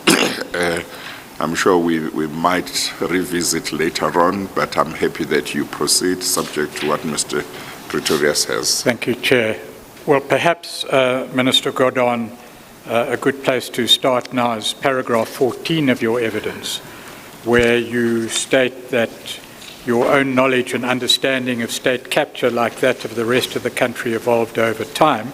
It's a partial answer to the questions being raised by the Chair. The first point I'd like to emphasize in paragraph 14 is you talk of state capture rather than corruption. And you will later give evidence about how you understand the distinction between those two concepts. But if you'd like to deal, please, with the issues in paragraph 14 and allow me, if I may, to ask you one or two questions about what you say in paragraph 14. Sure. With reference to both 13 and 14, Chair, if I may, the one important qualifier that one must, and I must put before you, is that this is just one contribution, if you like, to contributing or providing a piece of a jigsaw puzzle. So the jigsaw puzzle will eventually give you the state capture as we know it. I'm not claiming that I have full knowledge of everything, but within my experience and the experience of colleagues that I have worked with, here's a piece of that puzzle. And one hopes that the Commission itself, having collected the pieces in various ways, will be able to pull it together. The second point, as Mr. Pretorius points out, is that state capture, I suppose one of the distinctions that one could draw between corruption as a fragmented ad hoc activity, so to speak, unconnected to what in law you probably will call racketeering or an organized crime. And the organized crime here is a systematic takeover of key institutions in order either to loot or to protect the looting process in some way.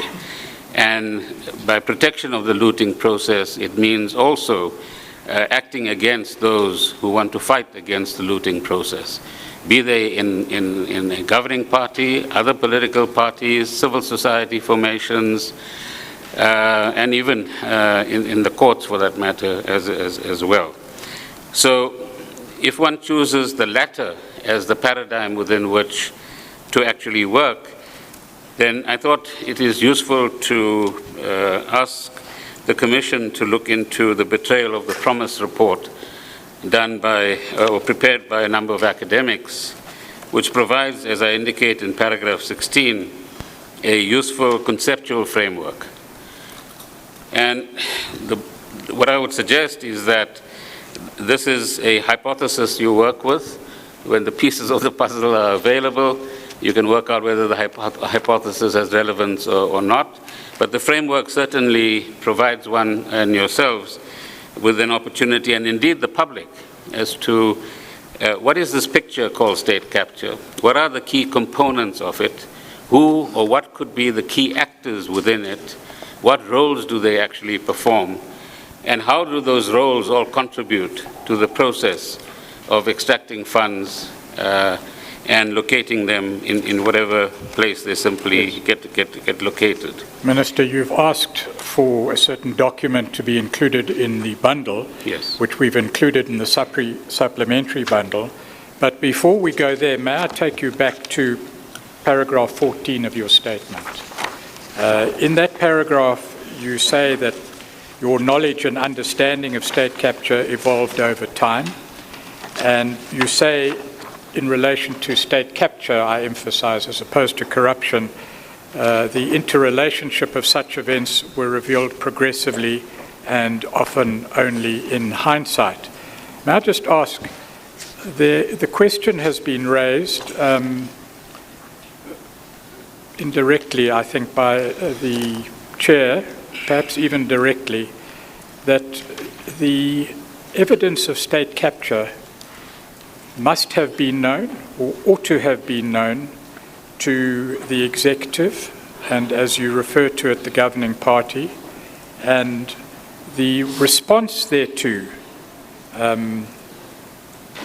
was somewhat delayed. What do you say to that? Well, if you go back to your first point, which is that I'm trying to look for an analogy, but again, let's use the jigsaw puzzle as an analogy. Once you empty the box with the 100 or 500 or 1,000 pieces, they don't all suddenly appear as a picture in front of you. They are merely pieces. So the picture actually evolves as the pieces begin to fit in the right place. You put it in the wrong place, of course, you'll get the wrong picture, or it won't fit at all. I'm sure all of us have had experience with jigsaw puzzles at one stage or another. And so the point I'm making here is that what might have been seen as fragmented, ad hoc, corrupt activities did not give rise to the notion of state capture, certainly in our understanding at a particular point in time. Again, I draw reference to the comments made in the 2009. You've made reference, Chair, to President Mbeki's remarks, possibly prior to that as well. And all that suggests is that you have a build-up of evidence which says there's something a lot more sinister than just individual acts of corruption that is actually going on. And that then gives rise to the notion that once enough dots appear and the dots themselves are clear enough, then one might have the ability or the opportunity to connect those dots and then see the beginnings of a picture. And as we go through this process and go through each forensic report that we are now either conducting or looking at, having been conducted earlier on, more dots are appearing. And they appear at different levels of detail, if you like. And connecting those dots then gives us the opportunity, particularly after the release of the Gupta emails, which the Commission has access to, I believe, a more complete picture of who was involved, what role were they involved in. And in a moment, when we refer to that particular annexure, there's a suggestion from the authors of the Betrayal of the Promise report about how one could look at this particular picture. So the notion, the second point was about delayed action.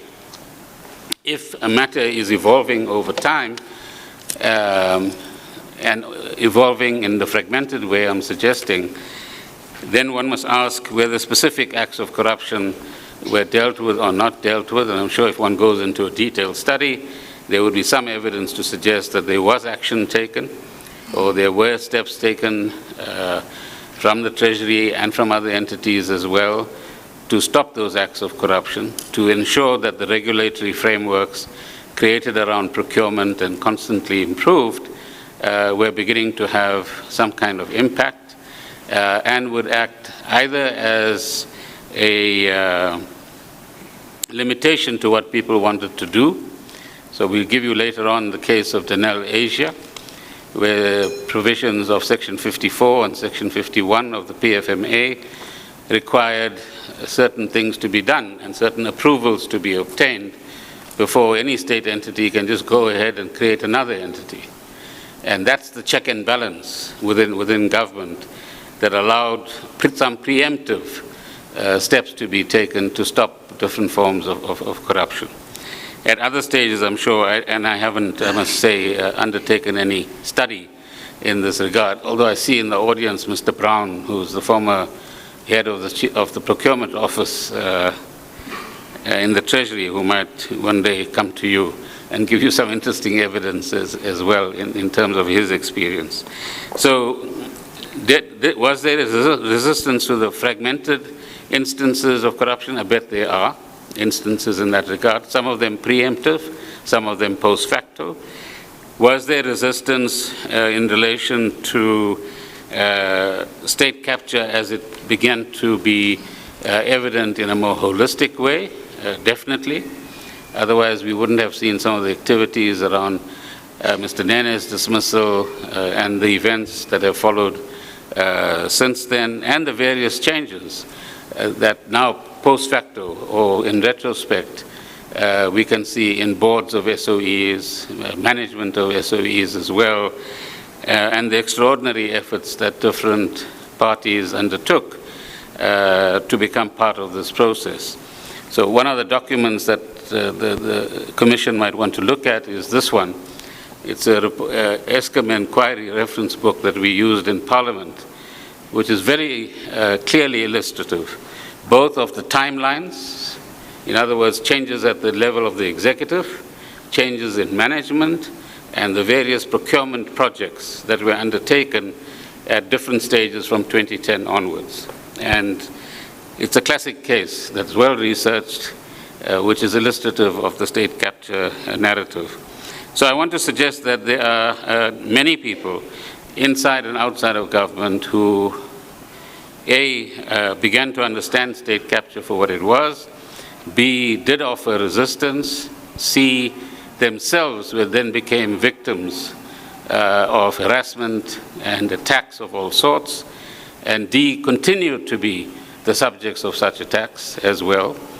That means those who are attacking us have something to hide, something to protect, something to distract the public with. The question is what, but I suppose that will come at some stage or the other. And the setting up of the Commission and the work of the Public Protector must be applauded, because that then gives rise to where we are today and the opportunity to canvass all of these issues in a much more exhaustive way. Perhaps, Minister, we can deal with questions of timing of all the approaches and the extent of knowledge to which you've referred when we deal with matters in more detail later. But you've made the distinction between acts of corruption, however widespread those acts might be on the one hand, and an organized project, or the state capture project as you might have referred to it, on the other. And you deal with that in paragraph 15 of your statement. If you would just deal with that, please, and allow me to ask you one or two questions about those issues you raise in that paragraph. So I can best illustrate that, Chairperson, in relation to 15.1, which makes reference to executive appointments and dismissals, which is within the purview of 1.3 to 1.1. And I just tried to remember changes in executive positions over the last 6 or 7 years. So if one looks at the following departments and traces the number of changes that they went through, but also in parallel, what were those departments looking at, either in procurement terms or other financial transactions. The one will be the Department of Energy, 2 will be the Public Enterprises, 3 is the National Treasury, 4 is Transport, 5 is Mineral Resources, 6 possibly is Communications, particularly the digital migration process, and 7, COCTA, particularly in relation to a small agency it has called MISA, which is set up some years ago for the purposes of infrastructure development in municipalities. So it has a budget of about 350 million rands. What is it called? MISA, Municipal Infrastructure something, SA, sorry, I forget the other 2 letters. And of course, Minister, executive appointments and dismissals may also be relevant and certainly will be dealt with in evidence in due course at the level of state-owned enterprises as well. Yes. May I ask you, one of the legal team has asked me to raise with you the relationship between what you say in paragraph 15.1 about appointments and dismissals at any level of government, including the executive, and the ANC policy of deployment. Do you have any comment about that? Yes, much has been made of the word deployment, but I thought it might be useful for the Commission chairperson to look at the United States as an interesting example, not because of the current incumbent, but the practice that they have there.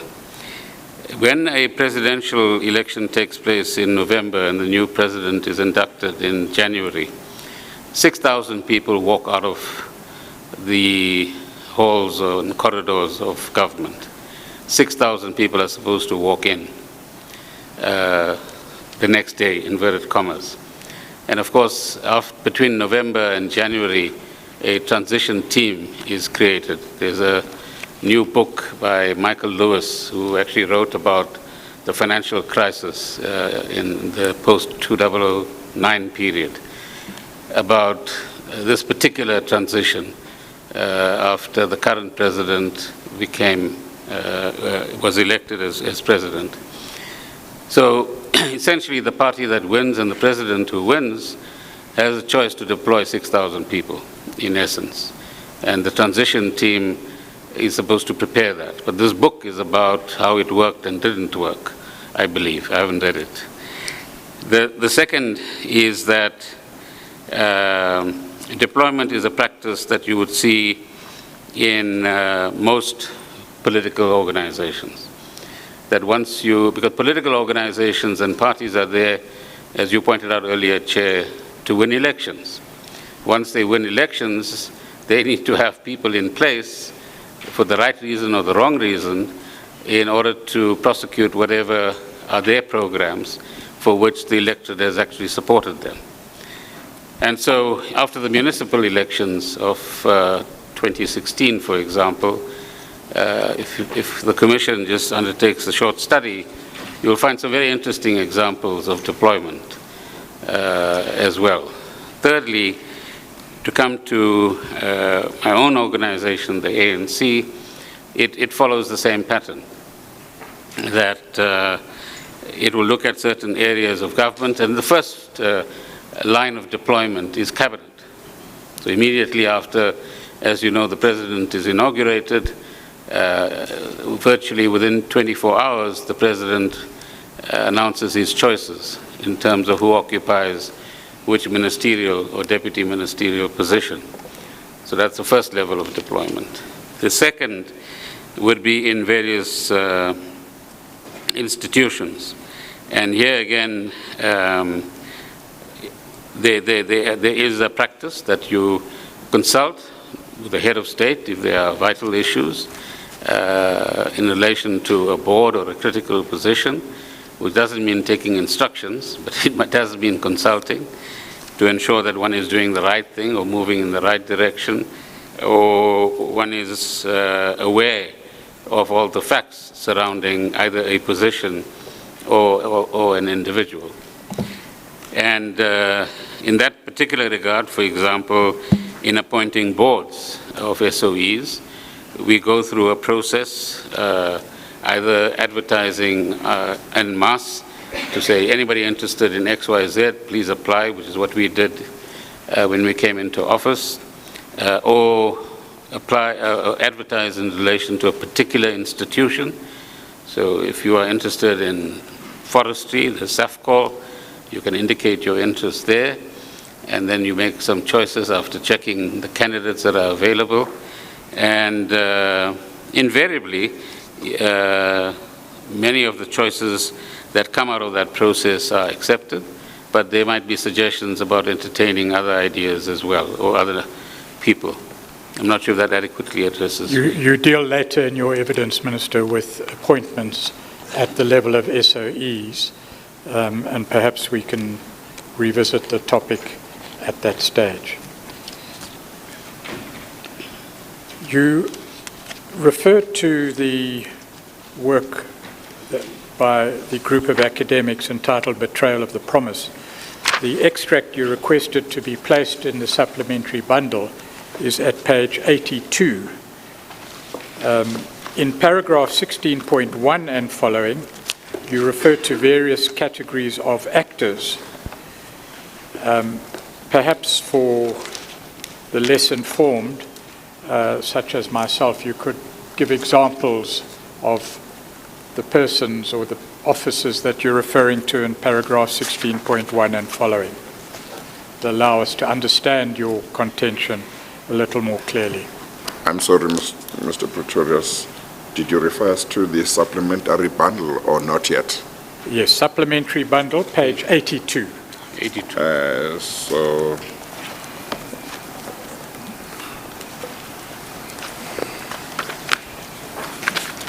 thank you. May I ask, are you able to hear?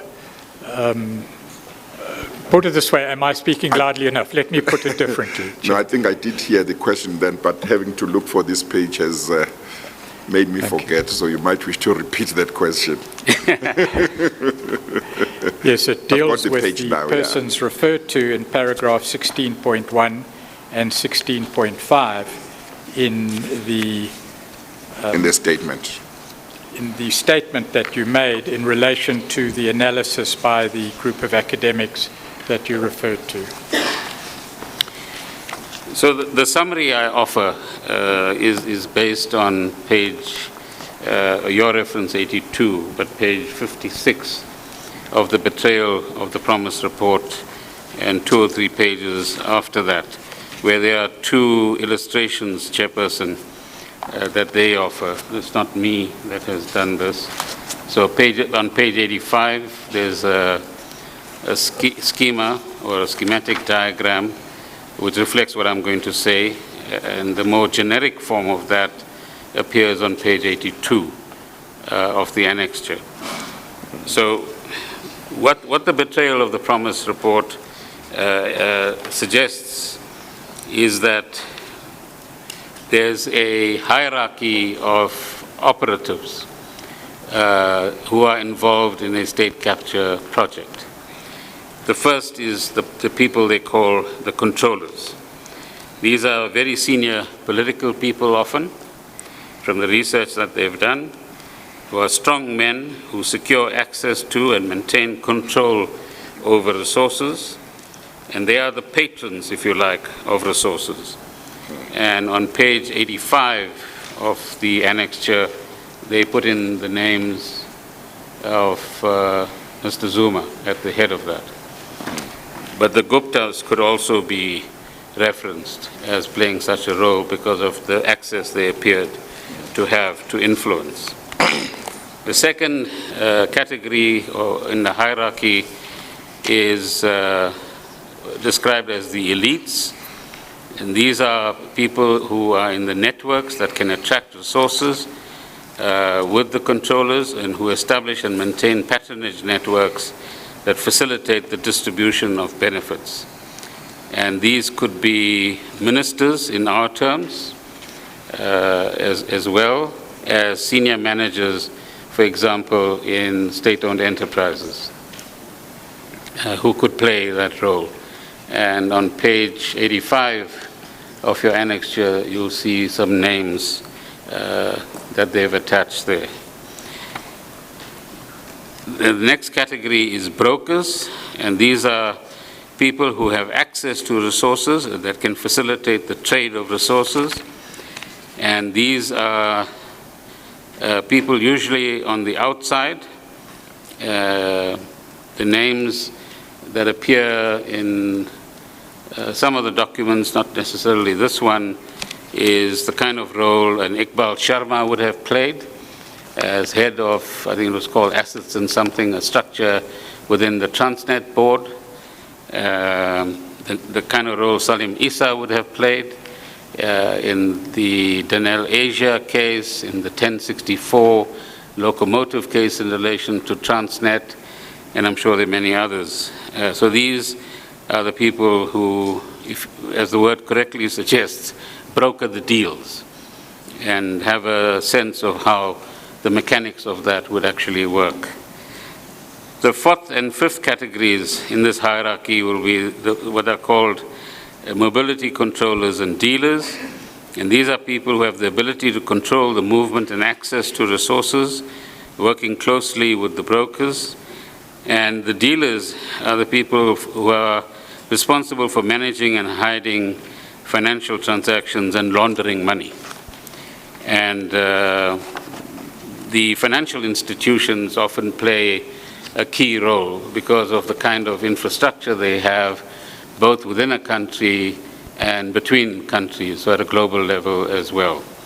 And as you know, in today's terms, depending on how exchange controls are managed by the South African Reserve Bank on behalf of the National Treasury, with a click of a button, billions of rands in one form or another can find their way out. So at a click of a button, 1,000 transactions can take place of 100 million rands each, for example.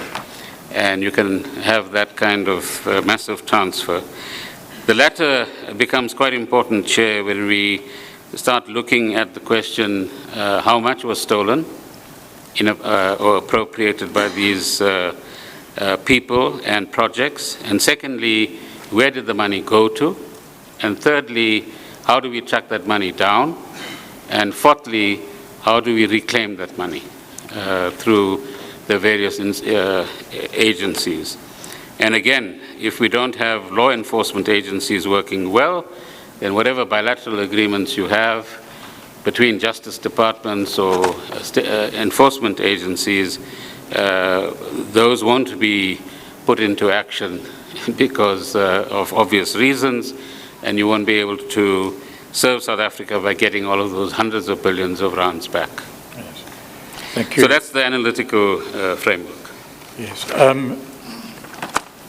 From the point of view of the Commission, obviously, Minister, you introduce the Betrayal of the Promise report as a conceptual framework or an analytical framework, according to which you suggest the Commission might analyze the evidence before it. Of course, much of the evidence still is not before the Commission, and before we get to the stage of making conclusions, that evidence will have to be presented and analyzed. So by asking the questions in the manner we do not intend to forestall or foreshadow any factual findings that we have to make as a result of our investigations. May I just ask you briefly to go back, Minister, to paragraph 15. You mentioned there are 4 features of the state capture project, as you described it, which would distinguish state capture from individual acts of corruption. Would you just mention, please, for the sake of the Commission, the items in 15.1 to 15.4, which would constitute that distinction? Well, 15.1 makes reference, as I've indicated, to Chairperson, the executive appointments and dismissals. 15.2 to persecution and campaigns of harassment and intimidation. 15.3, major public procurement projects. And 15.4, commandeering and neutralizing key state law enforcement agencies. I'm sure many others can be added, but I've just highlighted those 4. Yes. May we then go to paragraph 18 of your statement and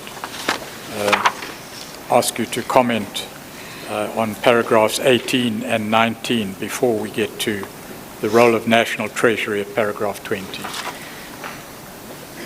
Chairperson, in the context of having connected the dots, so to speak, and the various reports being in the public domain, the South African Council of Churches, as an important component of civil society, initiated a process of unburdening.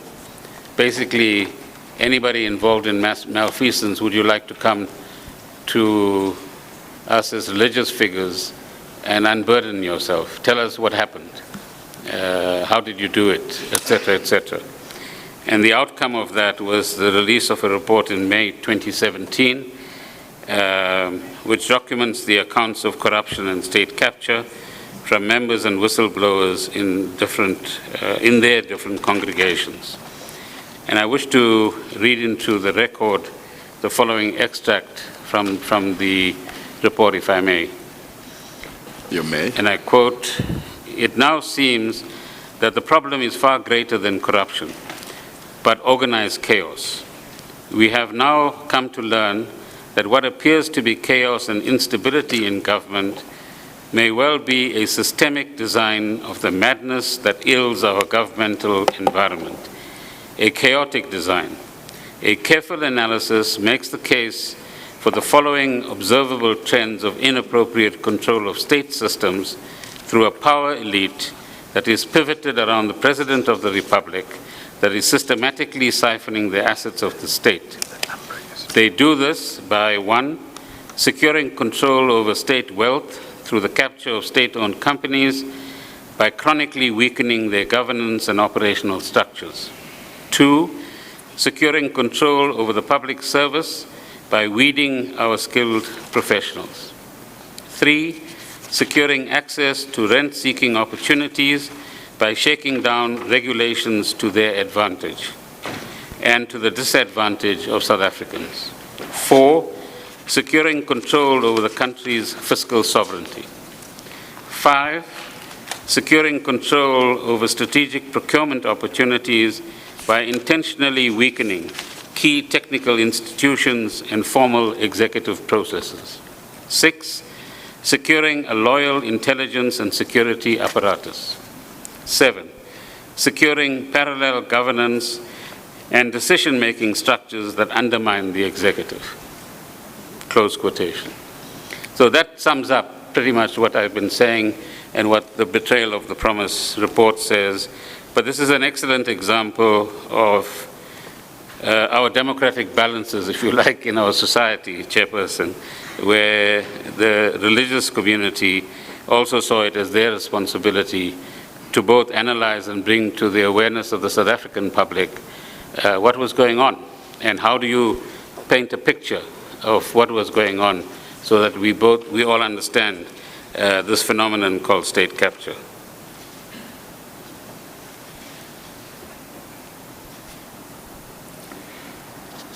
Then we get, Minister, to your evidence in paragraph 20, where you deal with National Treasury. There has been much evidence about the role of National Treasury in the issues or matters that we will cover in our terms of reference and have covered in our terms of reference. And from a public interest point of view, I would ask you to explain to the Commission and to the public what you know through your experience of the role of National Treasury, and in particular the role of the Minister of Finance. In that regard, we have referred you to a document prepared by a former Minister of Finance, Trevor Manuel, and that document appears at page 86 of the supplementary bundle. And perhaps I can ask you to comment on the contents of that document. At paragraph 86, in the first paragraph,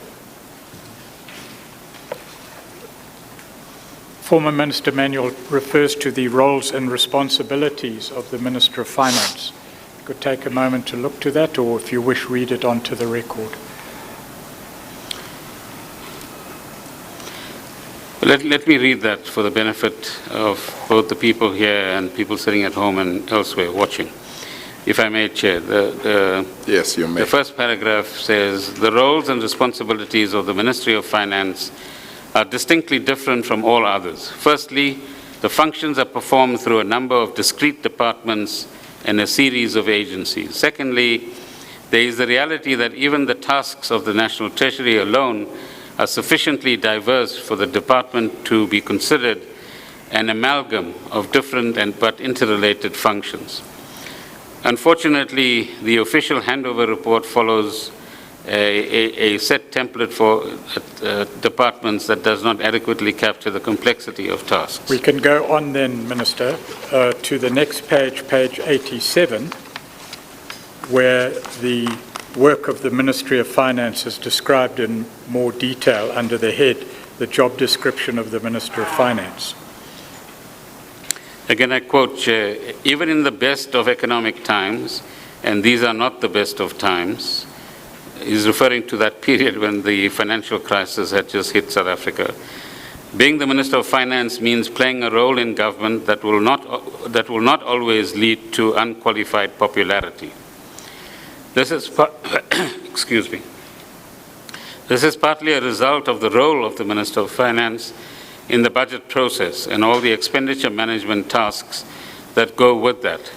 In this role, the Minister of Finance must advise Cabinet about what is affordable and, just as controversially, must recommend which of the contending priorities needs immediate resourcing and which might have to wait.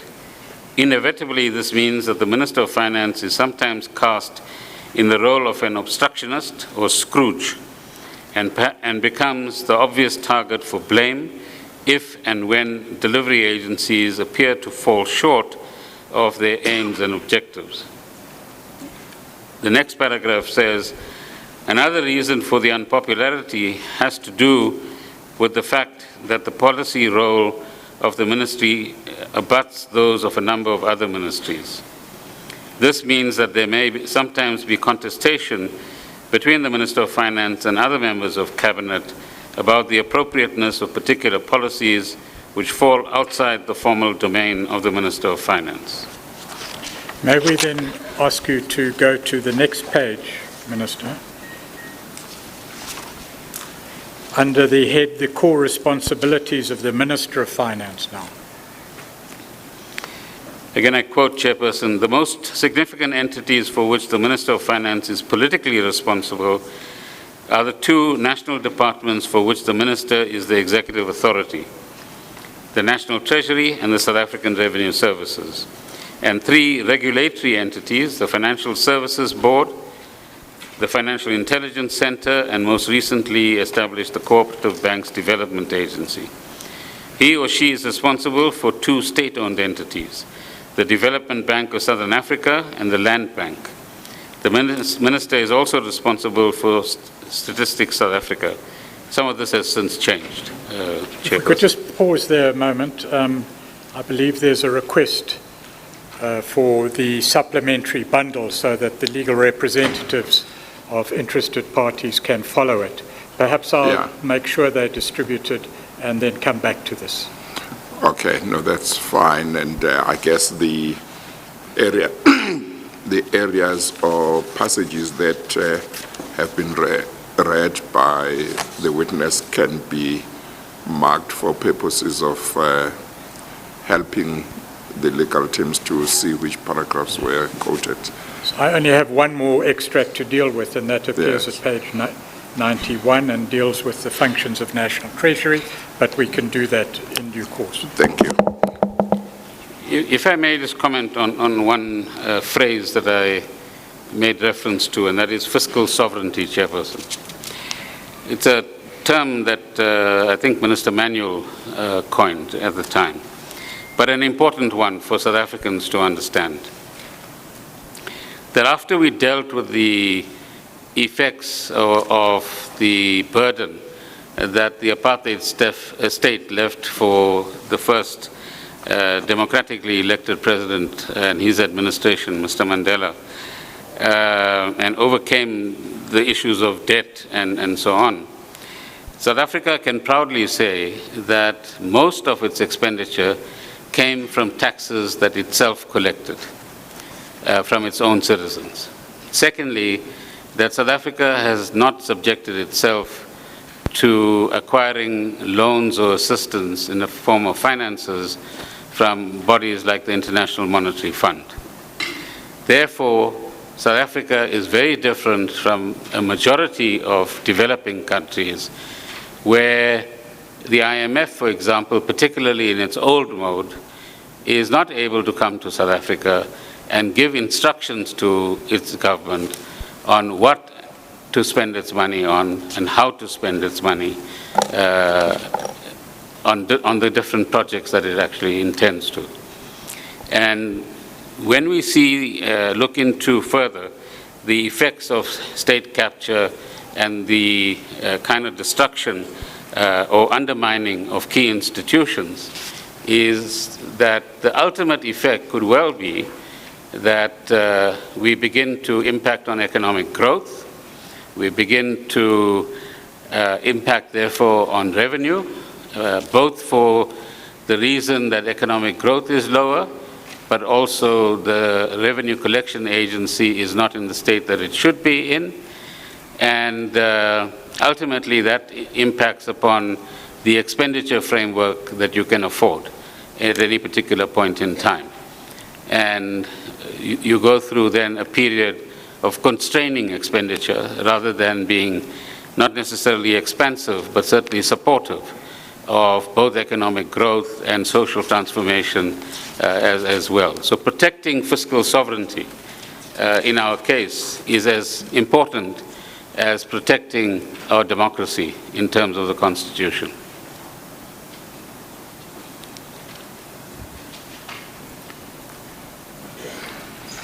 Minister, would you then please go to paragraph 20?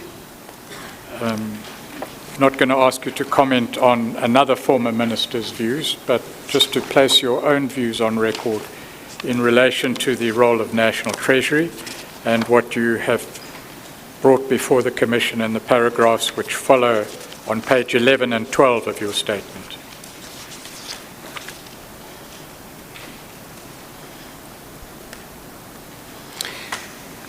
The paragraph 20 then takes us back to the role of the Treasury.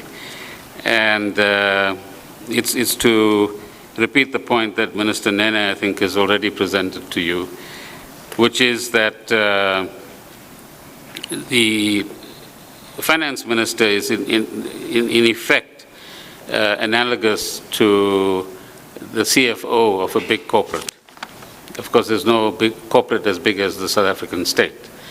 And the relationship between the CFO and the CEO, in this case the President, has to be a harmonious one in order for the two key players within an enterprise to do that which is necessary in the interest of the enterprise itself and of society more generally.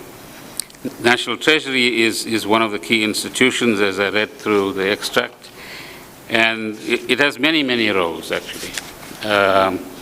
In the first instance, it has the role of formulating macroeconomic policy. So monetary policy is executed by the Reserve Bank at its own discretion and in its own independent right. But the inflation target, for example, is set and was set many years ago by government and via the advice of National Treasury. The second component of macroeconomic policy is fiscal policy. In other words, how will we spend our money? Where will we get our revenue from? How much will we borrow? How much of interest on debt can we afford? How close to 60%, which is a nominal sort of ceiling that ratings agencies in the world would place on borrowings, that is your debt to GDP ratio. So how far would you allow that to creep towards 60%? A responsibility that the Minister of Finance, Mr. Mboweni, has today. And so that is a function that constantly monitors what happens in the economy, which are the growth drivers in the economy, which sectors of the economy, for example, manufacturing or agriculture or mining, as the case might be at different stages, is either on the plus side or on the minus side, and how do they each contribute to what we nominally call GDP, the gross domestic product. And that advice then takes the form of a macroeconomic framework, which is the basis upon which Cabinet ultimately decides the budget process and the budget content. in numbers terms each year, both prior to the October MTBPS and finally before the budget in February each year. The second is the budgeting process. And there's a budget office within the Treasury, and that budget office, in a sense, brings together and coordinates a number of sub-functions. So the first is the macroeconomic analysis. So what will growth look like? And what are the growth projections for the next 3 years? Because we work on a 3-year cycle called the medium-term expenditure framework. The second is what is the anticipated revenue? It used to be a fairly ad hoc process in the past. More recently, there's a formal structure which involves the Reserve Bank, Stats South Africa, Treasury, and SARS, which emerges with some level of consensus on the estimates of the revenue that is expected. The third is to anticipate and not just anticipate, but now in the more recent years, set an expenditure ceiling. We can only afford to spend this percentage. And you will find that in the numbers in the budget review, that's about 30% of GDP that we are of total expenditure. No, sorry, of GDP. So that sets the expenditure parcel within which what I described in Minister Manuel's text is the allocation process that actually occurs. Then, of course, the allocations themselves in terms of their expenditure framework. In other words, which department receives how much of money. So what does the court receive versus Defense Department or basic education.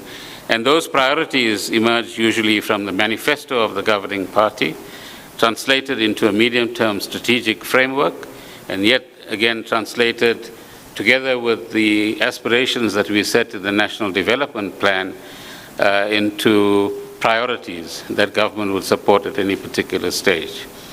So that's the expenditure framework. There's an important task that the Treasury performs in terms of what it calls assets and liabilities.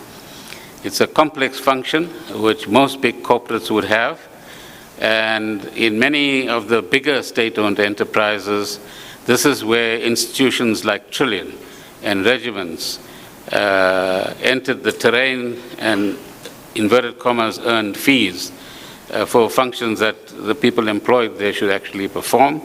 And essentially that function is, at the most basic level, each day of the week and each week of a month, there must be X amount of cash available. So that's where it starts. The next is how much of that cash will come from revenue collected, which ultimately goes into an account held in the South African Reserve Bank, and that account is, inverted commas, swept every night, so that or the banks are swept so that we know how much is available. Then this section then decides on what are called short-term borrowing instruments for a week, for a month, or sometimes a few months, called Treasury bills. And so if you're running short of 3 billion rands this year, they'll issue a Treasury bill, just get that 3 billion rands in so that the expenditure side can actually work and the money flows where it is supposed to actually flow. But much more important, which comes up later in the statement, is the longer-term borrowing for 10 years, 20 years, 30 years. It's a complex function, and that is when we have these investment roadshows after the budget and after the MTBPS, because it's largely foreign investors and local investors that buy the bonds of government. And they basically say to government, we will buy your 10-year bond at a particular rate, but you can get one of the technical experts, Chair, to come and explain to you how all of that works. But the process involved here is to inspire sufficient confidence in those, let's call them portfolio investors or bond investors, that we are running our finances well, that the medium to long-term future is in good hands, and that they can be, I mean, their bottom line requirement, are you going to pay back the money? It's a popular phrase to say these days, of course, in other contexts, pay back the money. But And there's a lot of people who need to pay back the money. But coming back to this particular instance, are you able to and are you willing to pay? And are you running your economy well? Are you going to undertake, and you'll see these in reports, particularly of the credit ratings agencies, are you undertaking the reforms that your economy requires to function at its optimum? And every economy in the world can't remain static. It needs to constantly change in order to both overcome weaknesses in the economy, but also seize opportunities that might avail themselves at a particular point in time. So we have internal roadshows within South Africa, because asset managers in South Africa would also invest in our bonds. So I spoke to a group of investors last Friday, telling them about SOE transformation processes and what are we doing to stabilize them, because many of them would have invested in an Eskom bond or a Transnet bond or whatever the case is. But externally, much of our money comes from Europe. Frankfurt is a center for that.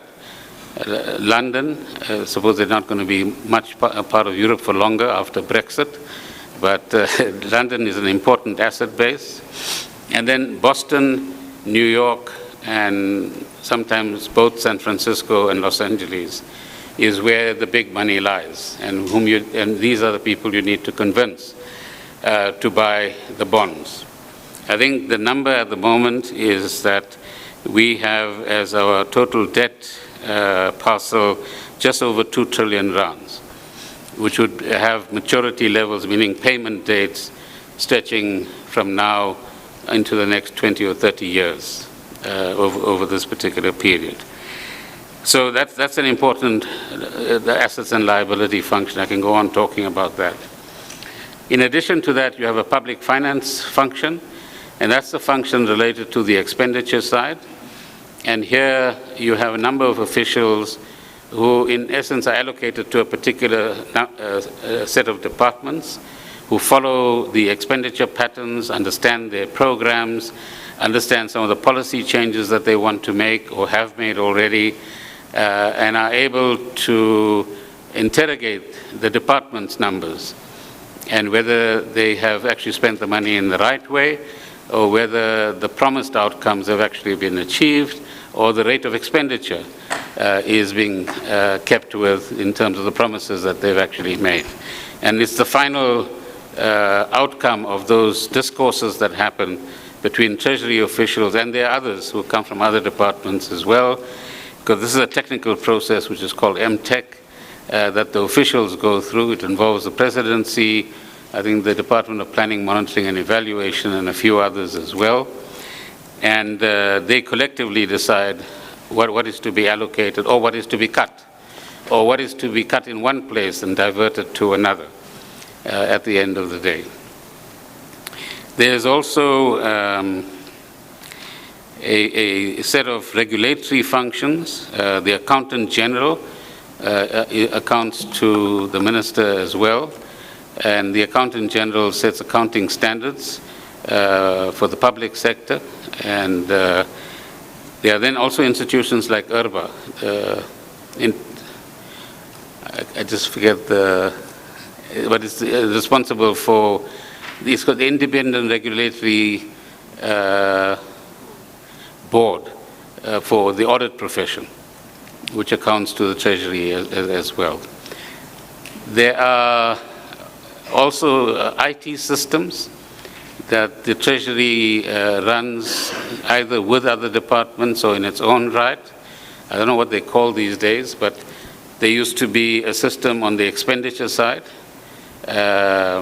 which then tracks the expenditure of different departments. And then there was a system on the personnel side called Persel.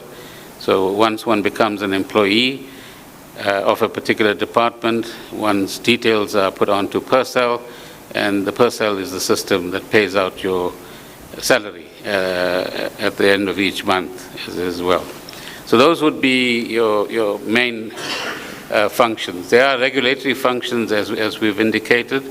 In respect of the financial sector, or the Banks Act is assigned to the Treasury as well, and the Minister of Finance. And this is the act that regulates our financial system. More recently, after the impact of the Great Recession of 2007-9-10, globally, there was a major shift in the way in which regulation would occur of financial institutions, and that resulted in a policy document called the Twin Peaks Regulatory Framework, which today assigns new and bigger functions to the South African Reserve Bank, as I understand it, for what are called prudential regulation of insurance companies and banks and so on. And market conduct regulation is assigned to a new body, which is a successor to what I referred to earlier on as the Financial Services Board. So that's another key function. There's an additional piece of legislation in relation to exchange control. The legislation is the responsibility of the Treasury, but the function is executed on behalf of the Treasury by the South African Reserve Bank. And so they are able to actually monitor the flow of funds into and out of the country, which does worry some people in an interesting way, because there is the ability to actually follow the money, so to speak, as well. Maybe the last thing I want to mention, Chair, is the procurement function. After the kind of lessons that we've learned about the malfeasance in the procurement area, the procurement legislation has been crafted in the Treasury. There's another version of it I think they're working on currently or about to complete. And so in terms of the current requirements, two things that you might want to note. I must update my information on this. The first is, some years ago, we introduced, let's call it national procurement across different entities, meaning that instead of each department or each entity or each province buying ECG machines, for example. But in this case, the first, I think, experiment was with antiretroviral drugs. So in the past, it was a very fragmented procurement process, which means that you didn't get economies of scale and the benefits of buying large quantities. When Mr. Brown and others actually put the system into place, I think there was a benefit of 2 to 3 billion rands per year in lower costs in terms of procuring those drugs. There are a whole lot of other items that have entered that category of procurement. The second is that where there is major procurement items like the PRASA locomotives or the Transnet locomotives or the coal procurement in Eskom after the Tegeta saga and so on, is a particular set of approvals, if you like, that are required. What I forgot to mention is an important component in the Treasury called intergovernmental fiscal relations. So Treasury also monitors what is currently an allocation of about 44% of non-interest expenditure. So if you're spending R1 trillion collectively outside of paying interest, then 44% of that, that means 440 billion rands, goes to the provinces, and about 9% goes to local government. And Treasury has various mechanisms in place to monitor what each province does with its particular allocation. In terms of the Constitution, they get a bulk allocation, and the province then decides what does health get, what does basic education get, etc. So there's a function within Treasury that monitors provinces and a certain category of municipalities. I think the top 20 of them, and the rest are assigned to provinces themselves to actually monitor.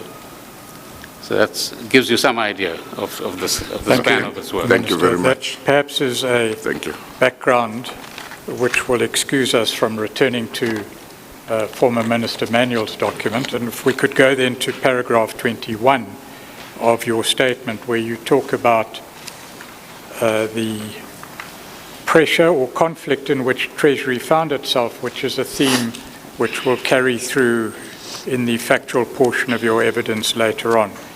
If you want to assist the Commission then with the allegations on page 11 and 12 of your statement.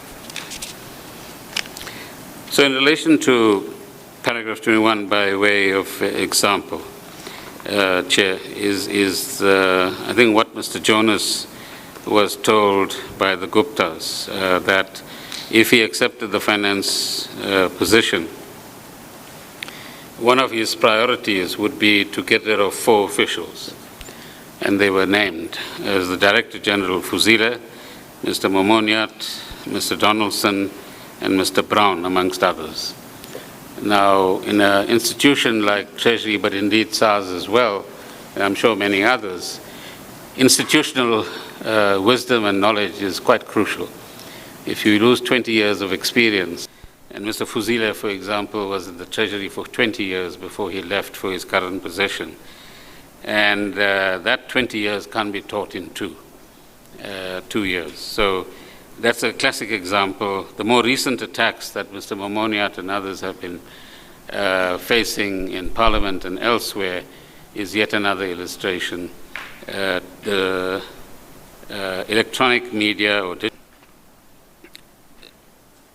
so as an institution, there have been occasions when the allocations expected in one direction went in another direction, and there would be criticisms about not enough money being made available. But if you look at the context, in other words, here's where the economy is, this is what the revenue picture is, these are the constraints and boundaries within which we need to work in terms of debt levels, interest payments, and so on, and credibility, then this is all that we can afford. And now we'll have to learn how to share it in the first instance, but also we'll have to determine what our priorities are as well. Now, we can't all be priority, and we do have some difficulty in setting priorities sometimes, as I'm sure all of us do as individuals. Yes. So you have those sorts of narratives which says National Treasury is too big for its boots, or whatever the case might be, because of the kind of function, an invidious function that it needs to actually perform. Minister, you've referred then in your evidence to the institutional or interest-based roots of tensions between Treasury and other departments, given their different functions and roles. Whether there's more to it than that in relation to the conflict that Treasury found itself in past years will emerge perhaps from your later evidence. We needn't deal with it now in general terms.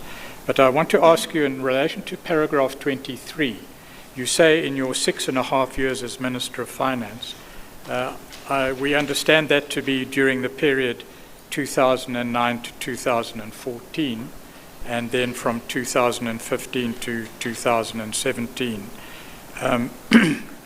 May I ask, when in that period did you become aware of the distinction between state capture on the one hand and corruption on the other hand? In other words, when did the picture of state capture, as you've testified to, emerge for you, or on what event did it emerge for you? Well, corruption, as you can see from the quotation that I gave from the budget statements, Chair, is a phenomenon, and I think you might well be right that there were prior references to this phenomenon earlier than 2009 as well. So the individual acts of corruption were known. I mean, the most popular reference point, if you like, we had was these bottles of water. So if you walk into a retailer, you pay 3 to 4 rands for a bottle of water. There will be any number of institutions that will be paying 30 to 40 rands for each bottle of water. And similar price escalations would occur on other items as well. Later, I can't remember, but probably closer to 2014, but maybe even prior to that, across to the current period, a new phenomenon began to arise, which the Department of Trade and Industry will call fronting. But this is a peculiar form, Chair, that we began to discover when we started looking at state-owned entities. And it seemed to spike quite phenomenally in many of them in 2015. It's a strange thing that there's a peak in these activities in 2015 in so many institutions all at the same time. And that is that where you have complex pieces of equipment and spares that need to be bought, for example, for an aircraft, a policy position was taken by a board, for example, which says that you shall not buy it directly from the original equipment manufacturer, what is referred to as the OEM. But if you bought it directly from there, for example, you could pay $40 million for it. You are now required to go through a company in the East Rand, which has no relationship or capacity to actually produce that part. But to that East Rand company, you will pay $60 million for the same piece of equipment, let's call it that. Had you bought it directly, you would have paid 40. So there's a 50% premium for doing nothing. Now we find this... Sorry, may I interrupt? Sure. Perhaps my question was not put clearly enough. It's not the corruption or forms of corruption that is the subject matter of the question. Is rather when or on what event you came to understand, as you stated in your evidence, that state capture was at play, as opposed to just different forms of corruption. Okay. My apologies for interrupting. No, but this is just to even illustrate for people here and elsewhere the level at which it starts, and then how it manages. Because in order to instruct somebody to purchase in this particular way through an intermediary, for example, SAA Technical has a budget of 3.4 billion rands this year. You could probably save 50% of it if you buy those parts directly. That's what the CEO tells me. Now that's a waste of 1 billion rands, plus minus. I know you are still going to... I'm going to come back to the question. To deal with it, but I just want to say I've struggled to understand most of the time that kind of thing, because it seems to be quite very common in government departments, where sometimes things that, you know, can just walk to a shop and buy and get them at a certain price, they want to go through, or they go through somebody else who then adds some percentage, and then they pay a lot of money, and it's taxpayers' money. Yes. It may well be that there may be, and you might know better, that there may be certain cases where it's things that are difficult to find, that maybe you might have to do that. But for many things, I don't see why it should happen, but it seems to be quite common. Well, I hope, Chair, someday somebody interrogates that. But a popular example in that first period was laptops, for instance. If you walk into a retailer, laptop A would cost you 10,000 rands. But go through CETA and you pay 20,000 rands for it. So there are many such examples. So to come back to Mr. Pretorius's question, and somebody benefits. So the constant question, perhaps that would help the Commission, is who benefits from each of these events? Who benefits? Where does the money go? Who designs these processes? And for whose benefit at the end of the day? So those are a set of questions that would be perennial, if you like, across many of these instances. But as far as you know, and you have been in government for many years, as far as you know, generally this would not have been an official government policy, or would it have been just individual officials deciding to do, or individual departments just deciding to do things in a certain way? More individual institutions. So it wouldn't be government policy in terms of procurement policy. In general, yeah. But the way it's implemented, which nobody monitors, has the effect that we've just described. Thank you. So to come back to Mr. Pretorius's question, using these illustrations as an example, when did we notice what? When the first boards were being changed, after Ms. Hogan was dismissed from cabinet, for example, it looked like an ordinary set of events. One X number of people coming in, a Y number of people leaving. And then it still wasn't clear until more of these changes were being made, but the picture was still, I would think, fairly hazy. And then the kind of events that took place at the Treasury in late 2015, the manner in which the nuclear issue was dealt with, for example, all began to suggest that there was more to it than an individual act of what we today call corruption. That there's a wider set of intentions and scheme, if you like, that underpins it in some way. So I suppose late 2014, but mainly in 2015, these issues become clearer. But the final penny and the connecting of the dots began late 2016, after the kind of harassment that we were subjected to during 2016. I mean, the logical question must be why? I mean, if a principal doesn't want somebody he or she has appointed to a particular position, you dismiss the person or find grounds to dismiss the person. In this instance, you don't need grounds, as you know. You just don't have to like the person or like what they're doing, and that's the end of your career or your holding of that particular position. So when you begin to see a campaign being run, which we describe later, then one has to ask the question, why? And there's some interesting answers that one can actually give to that. So I think spanning that period, 2015 to early 2017, that picture and the haze becomes clearer. And the final penny drops, if you like, once the Gupta emails come into the public domain. Because that then provides us with the evidence that so-and-so suggested such and such to a person of authority, or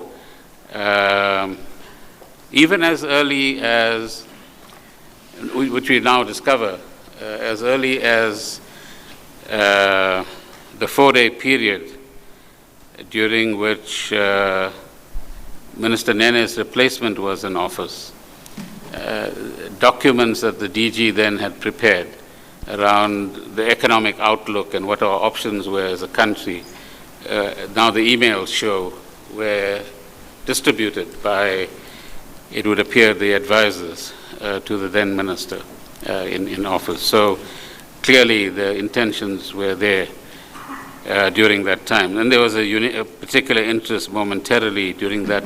It was actually 2 working days, not 4 days. But in the 2 working days, there was a peculiar interest in SAA, for example, because that was the time, as we illustrate later, when the Airbus so-called deal was being undertaken, which also involved a fair amount of money if you went in one direction. Interestingly, it involves $40 million as well, compared to another direction that we finally took. Thank you, Minister. The need is pressing to continue with your statement at paragraph 13, but may we do so with the leave of the DCJ after the long adjournment? Okay, thank you. We'll take the lunch adjournment now, and we will resume at 2 o'clock. We adjourn.